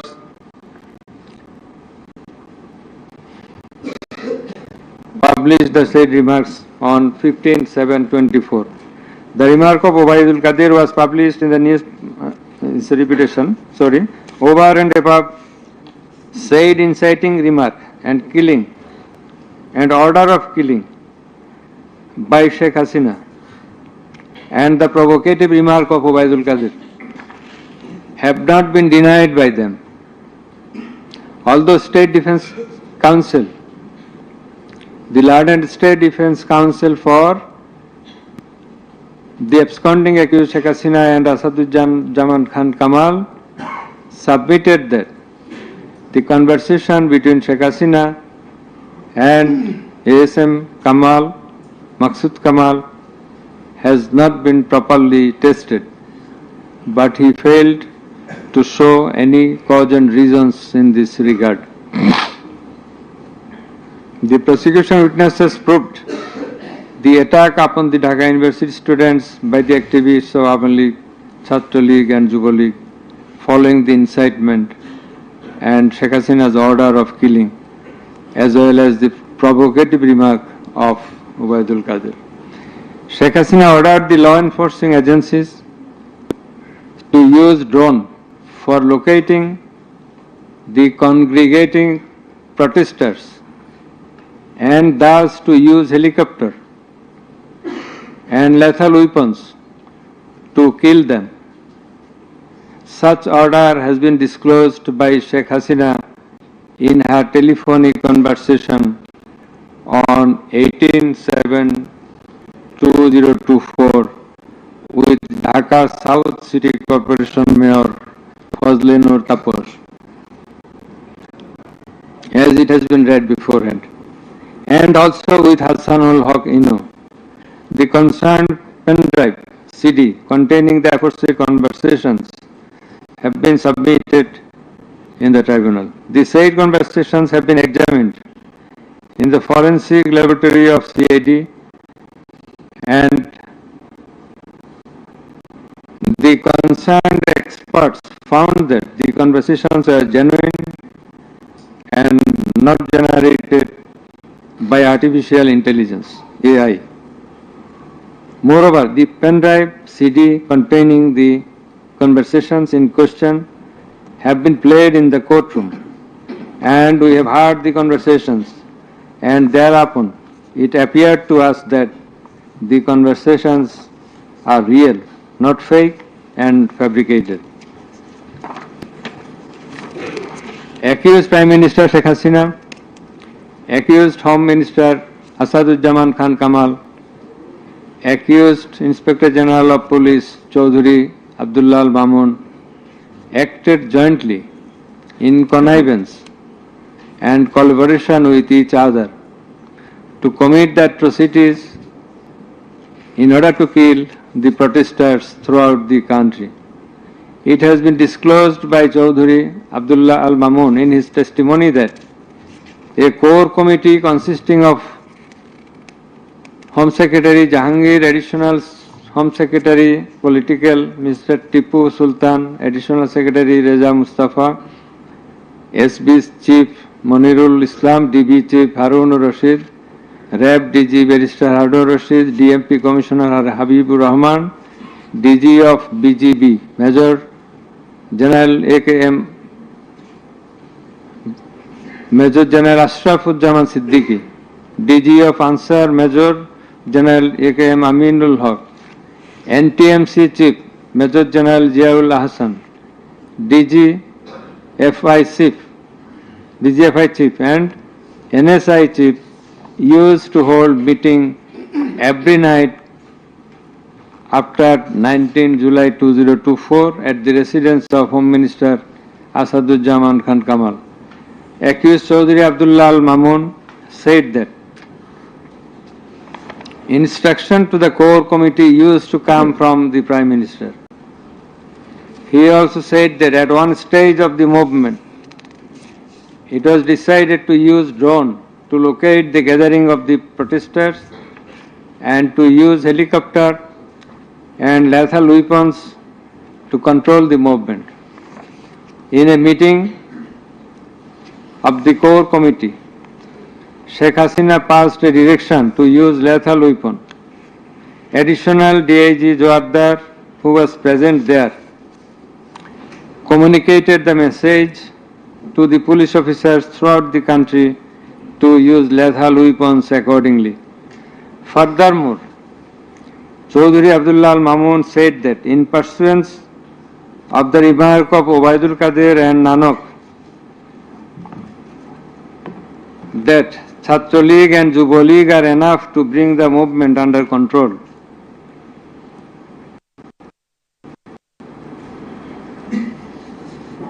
He further said that following such remarks, activists of Chhatra League and Yuva League attacked the students of Dhaka University. He also said that a lot of protesting students and public were killed by using drone, helicopter and lethal weapons throughout the country. Chaudhary Abdullah Al Mamun further asserted in his testimony that he, along with Home Minister Asaduজ্জামান Khan Kamal, Home Secretary and the MP Commissioner, went to Narayanganj on 29/7/24 to observe the situation of the movement, and on the way they stayed for a while in front of Jatrabari police station, and then DC Iqbal of Wari zone showed a video to the Home Minister on his mobile and said, "We shoot one, that one dies, that one gets injured, but the others do not move." Therefore, it is perspicuous from the above that all the three accused led the operations against the protesting students and public jointly as a matter of joint criminal enterprise.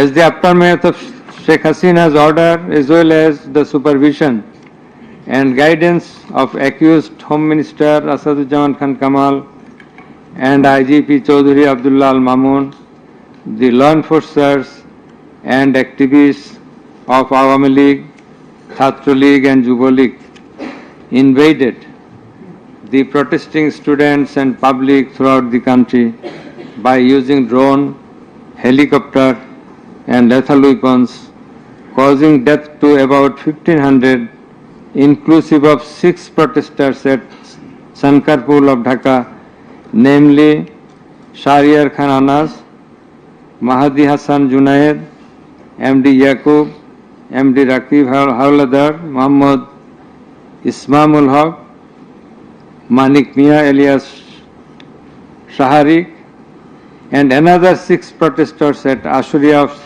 Sabar, namely Sajjad Hussain Sojol, Ashabur, Tanzil Mahmud Sujoy, Bayezid Bustami, Abul Hussain, and another unidentified protester near Dhaka, and caused grievous injuries to about 25,000 of them. In Ashulia, the aforesaid 5 dead bodies and another body of an unidentified injured protester were burned with petrol by police. The law enforcers and the activists of Awami League and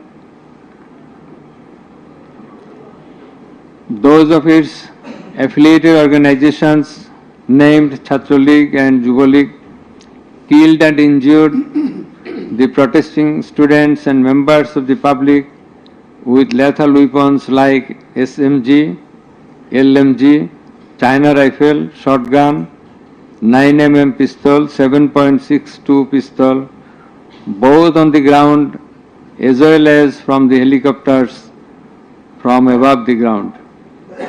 The atrocities were committed by incitement, order, abatement, and failure to take preventive and punitive measures of the accused Prime Minister Sheikh Hasina, accused Home Minister Asaduজ্জামান Khan Kamal, accused Inspector General of Police Chaudhary Abdullah Al Mamun, and by the abatement, aid and perpetration of the underlings, that is the subordinates. Some of the injured victims, members of the families of dead and injured protesters, other eyewitnesses from different parts of the country deposed in support of the atrocities of killing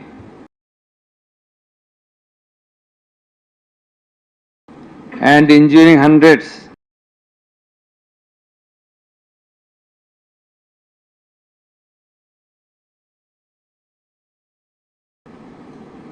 and thousands of protesters all over the country. Under the foregoing facts, the protesting students and public took place almost all over the country. In view of the testimony of the investigating officer, the atrocities during the July movement 2024, the atrocities occurred in 50 districts and lethal weapons were used in 41 districts of Bangladesh. We also find that victim witnesses from many districts testified in the tribunal stating that killing and injuring the students and common people took place in their respective districts during July movement 2024. Thus, it is clear enough that attack in question was directed against civilian population and it was widespread and systematic. Therefore, in the atrocities of killing and gravely injuring the protesters, as aforesaid, accused Prime Minister Sheikh Hasina committed crimes against humanity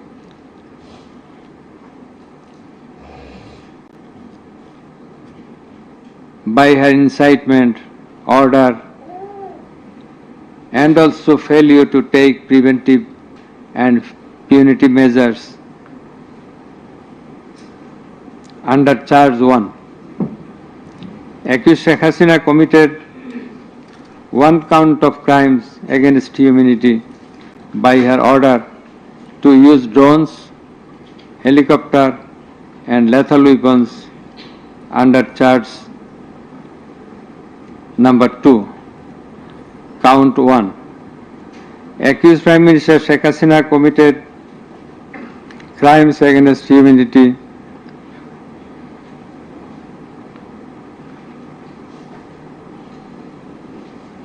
on one count under charge 1.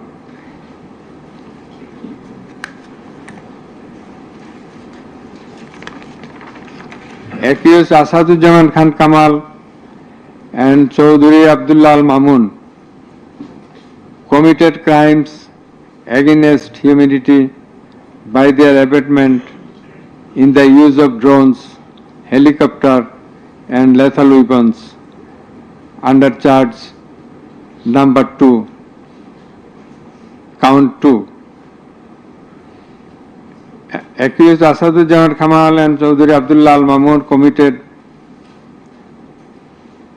2 counts of crime against humanity under the same charge by their abatements and failure to prevent the atrocities at Sankarpur, Dhaka and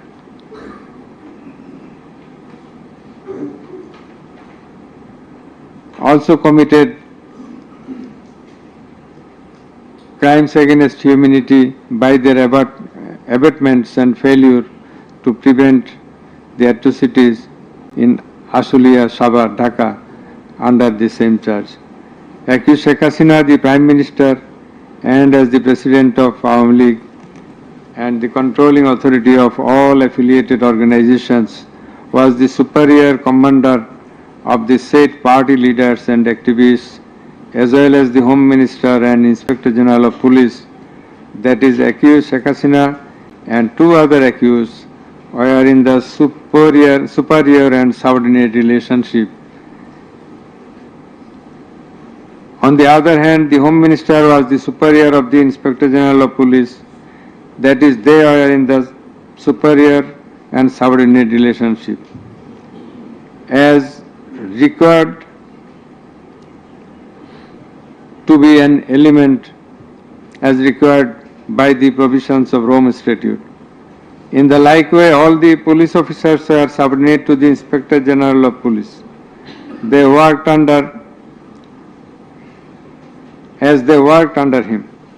Thus, it is apparent that accused Prime Minister Sheikh Hasina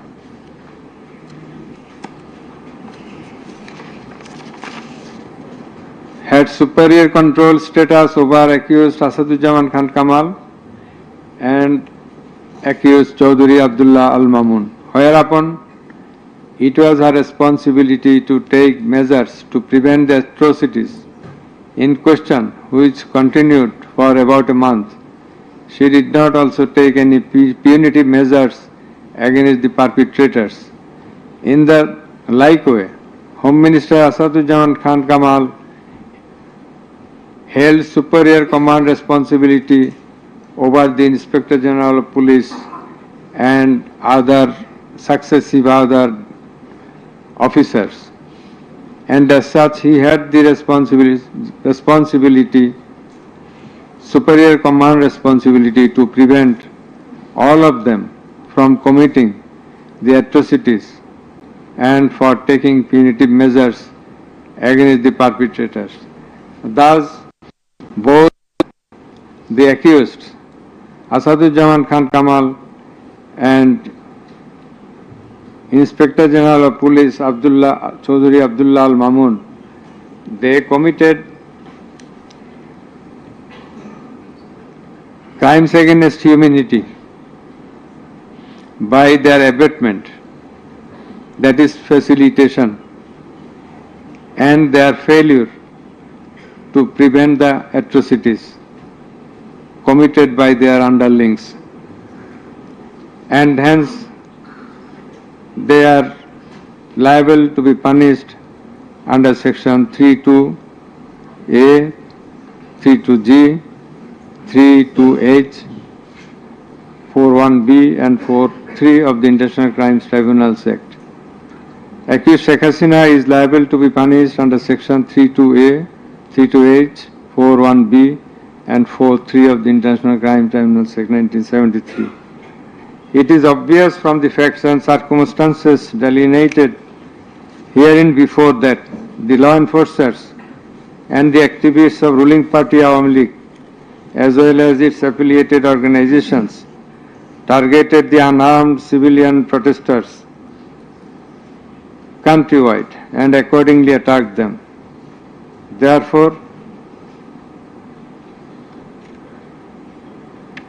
in all the above discussed atrocities, the elements constituting crime against humanity have been fulfilled. The victim witnesses, the other witnesses and the investigating officer held the accused Prime Minister Sheikh Hasina, accused Home Minister Asaduzzaman Khan Kamal and accused Inspector General of Police Chaudhry Abdullah Al Mamun liable for the atrocities. It may be mentioned here that Mr.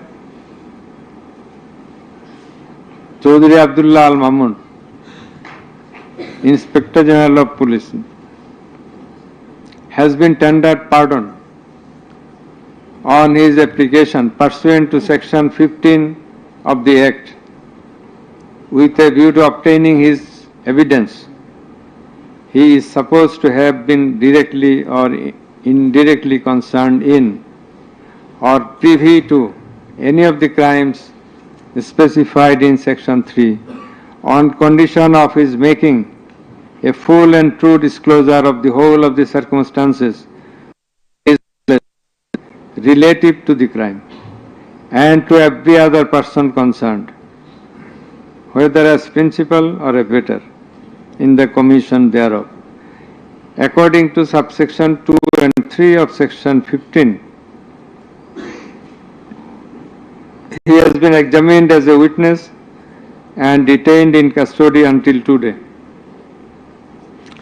It appears to the tribunal that he made a full and true disclosure of whole of the circumstances within his knowledge relative to the crime and to every other person concerned, both as principal and abettor in the commission thereof. He categorically admitted his involvement in the alleged acts and disclosed that a core committee consisting of Home Minister Asaduzzaman Khan Kamal himself used to hold meeting every day at the residence of accused Home Minister Asaduzzaman Khan Kamal to take decisions as to the necessary measures to face the movement of the students and to pass the instructions and to pass necessary instructions. He said that accused Prime Minister used to pass directions to the core committee in this regard.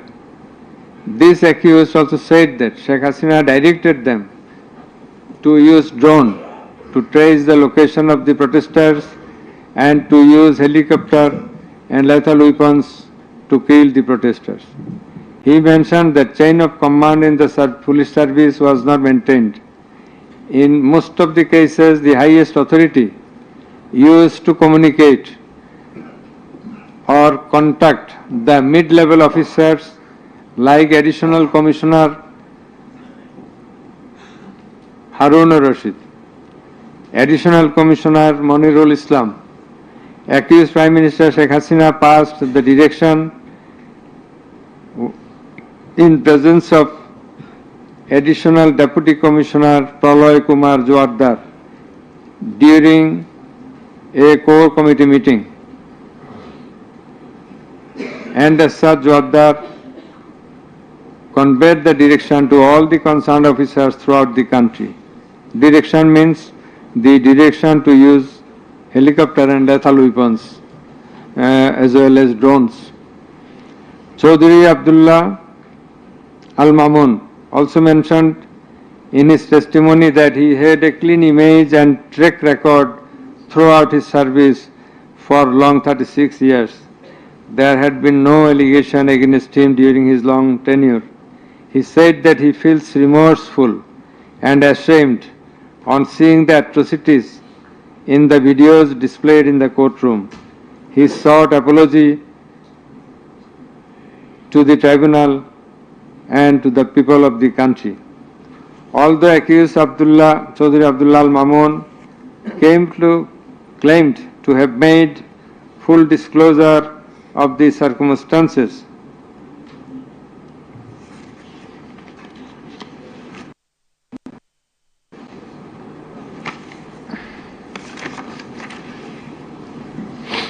and we do also believe that he made a full and true disclosure.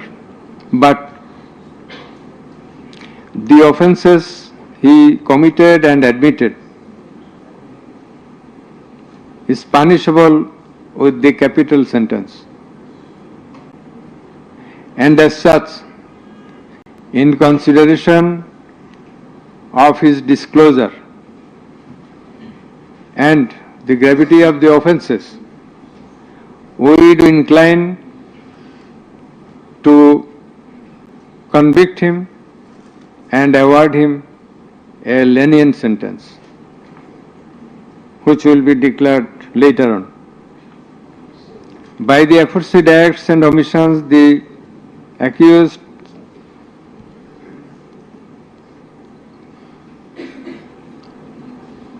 committed crimes against humanity under Section 3(2)(a), subsection G, Clause H, 4(1), 4(2), 4(3) of the International Crimes Tribunal Act 1973, as stated before. Accused Sheikh Hasina and Asaduzzaman Khan Kamal remained in abscondence ab initio, despite the fact that notices and warrants were duly served in their given address according to law. Moreover, they were asked by publishing notice in 2 daily newspapers to appear and contest the case, but they did not turn up. Thus, their abscondence itself is suggestive of their guilt. The learned State Defence Council contended that the trial of the accused persons under the International Crimes Tribunal Act 1973 is not tenable, since the Act was passed in the Parliament for the purpose of trial of the criminals of war of independence in 1971. While arguing this, the learned State Defence Council perhaps did not have a refusal of the provisions of the Act as well as the preamble thereof. The preamble of the Act says that the Act was made in order to provide for detention, prosecution, and punishment of the persons for genocide, crimes against humanity, war crimes, and other crimes under international law, and for the matters connected therewith. Section 3 of the Act provides that the said crimes committed both before and after the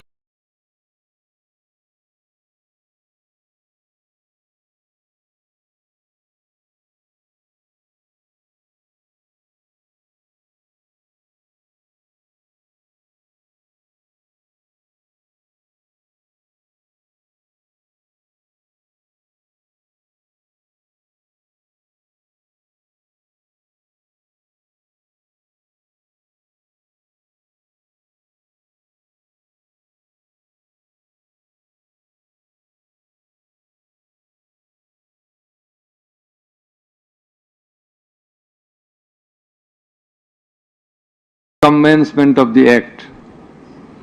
Before 1973, after 1973.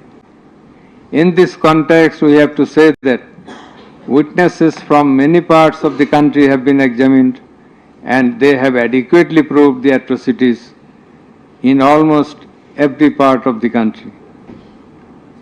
The victims, the family members of the dead and injured protesters, as well as the eyewitnesses, gave their testimony, which are enough for the proof of the charges. Quantity of witnesses is immaterial, while there are a small number of qualitative witnesses. Still, the number of 54 witnesses examined by the prosecution is not small. The learned State Defence Council also alleged that the audio conversations in question have not been examined by more than one department like CID. In this regard, we would hold that the genuineness of the report of CID has not been challenged, nor has the report been proved ingenuine, whereupon no other department was in need of holding further examination thereof. It is the further allegation of the learned State Defence Council that accused Sheikh Hasina and Asaduzzaman Khan Kamal did not incite or order the commission of the crimes against humanity as alleged, nor did participate in the commission thereof, and thus they deserve to be acquitted. The learned Chief Prosecutor, in course of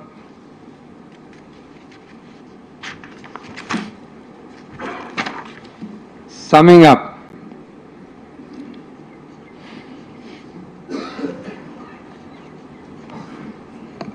asked for passing necessary order restraining Awami League from running activities as a political party.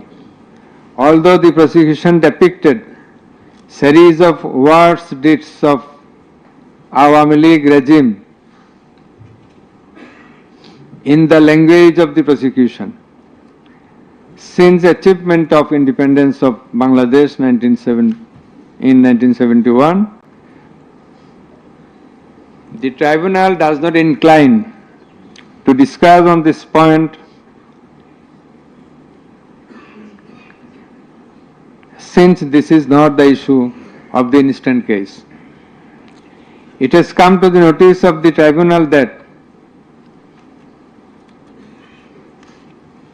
accused Sheikh Hasina, in defiance of the orders of the tribunal to appear and contest the case, has given interviews in the media wherein she denied the allegations leveled against her in this case and also made some derogatory remarks. I have noted this aspect beforehand, but in some of her interviews, she impliedly admitted her superior command responsibility. The United Nations Human Rights Commission categorically stated in its report that the political leaders issued direct orders and other directives authorizing and guiding operations by BGB, REB, DGFI, Bangladesh Police, and Detective Branch that involved serious violations of human rights against protesters and other civilian, including extrajudicial killings and arbitrary detention. It has been stated in the report that 1,400 people have been killed by use of lethal weapons during the July movement 2024. By the political leaders, the United Nations Human Rights Commission meant the highest government authorities. The authorities in question are unprecedented in the history of Bangladesh. The nature and extent of cruelty administered upon the protesters, inclusive of infants, women, and old, stirred the hearts of the people throughout the world. On seeing the scenario of dead and injured protesters and their outcry in the videos displayed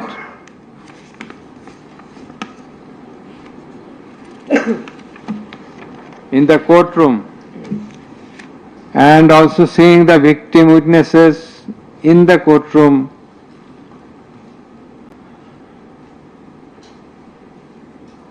for giving testimony, who lost their skull, eyes, nose, hands, and legs. Any human being will fail to be in the normal state of mind seeing such scenario. Such atrocities must be brought to an end at any cost. Justice must not fail. In view of all the above facts and circumstances and findings, it is hereby ordered that accused Sheikh Hasina be found guilty on 3 counts under charge 1. Count number 1, incitement. Count number 2, order to kill.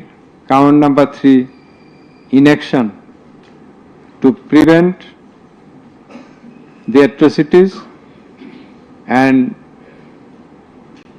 failing to take punitive actions against the perpetrators, and thus she is punishable, she is liable to punish under section 3, subsection 1A,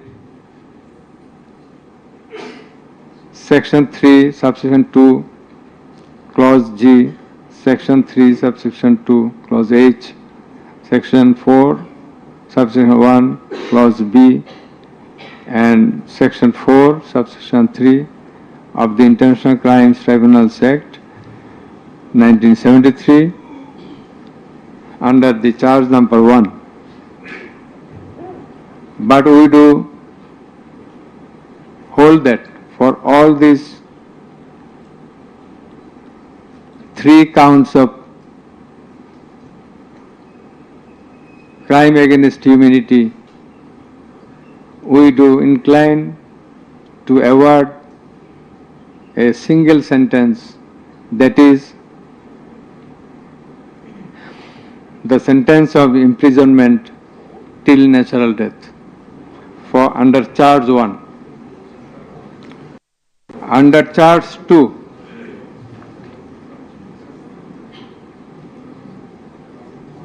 accused Sheikh Hasina is liable on 2 counts. On 1 count, there are several counts. For 1 count, that is passing the order for deploying drones, helicopters and using lethal weapons to kill the protesters. She committed crime against humanity under Section 3, Subsection 2A and Section 4, Subsection 1B of the International Crimes Tribunal Act 1973.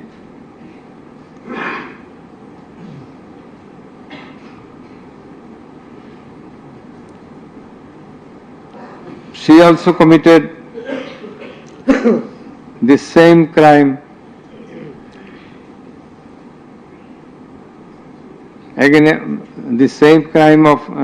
crime against humanity on the second count, killing 6 persons at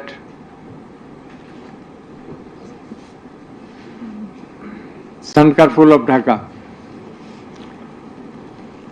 which was committed in contemplation, in furtherance by virtue of her order as stated beforehand.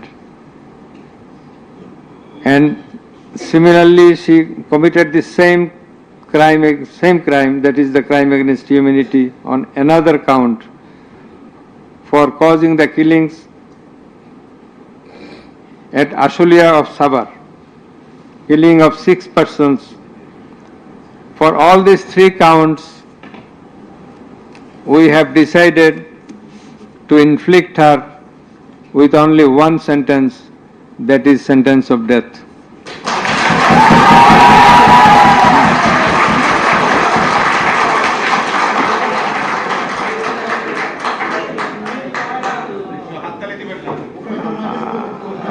Please. For আপনাদের বিনীতভাবে অনুরোধ করছি আদালতের decorum, ট্রাইব্যুনালের decorum maintain করার জন্য। আপনাদের যা উচ্ছ্বাস, যা এক্সপেকটেশন, যা প্রকাশভঙ্গি, সেটা আদালতের ট্রাইব্যুনাল রুমের বাইরে যে করলে সেটা আরো শোভনীয় দেখা যাবে।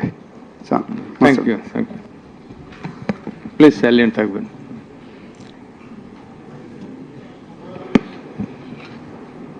Accused Asaduzzaman Khan Kamal and accused Chaudhry Abdullah Al Mamun.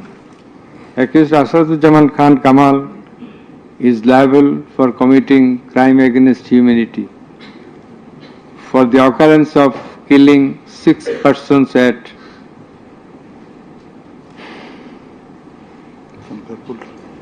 Sankarpur of Dhaka.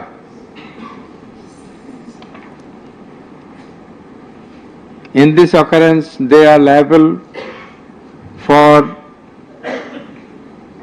committing crimes against humanity by their abatement and failing to prevent the atrocities and also to failing to take necessary preventive measures, punitive measures, and thus Asaduzzaman Khan Kamal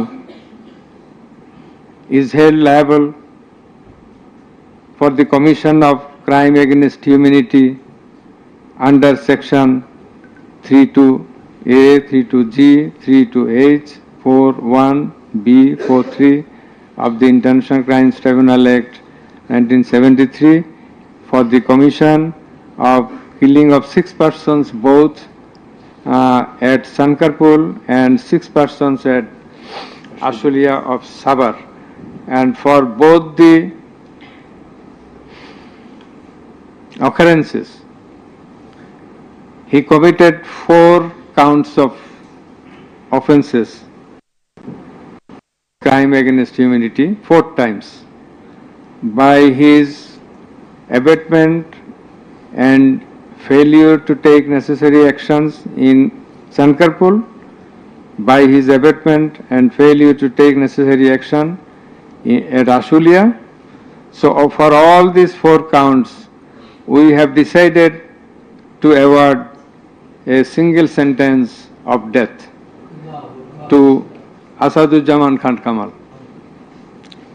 As regards Chaudhry Abdullah Al Mamun, as I have elucidated before, he has contributed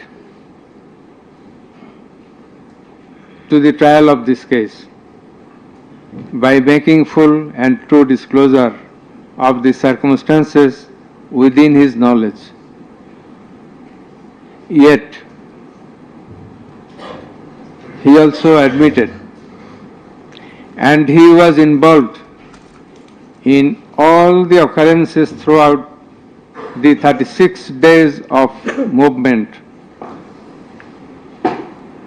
considering both his contributions, his admissions, with the material evidences to the tribunal to arrive at the correct decision, and also in consideration of the gravity of the offence, we are both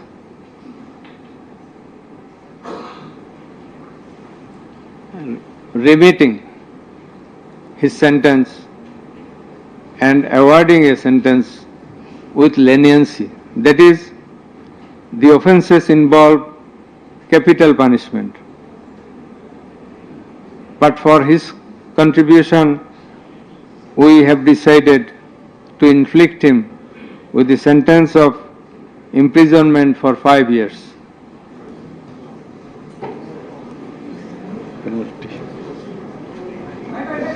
The properties of accused Sheikh Hasina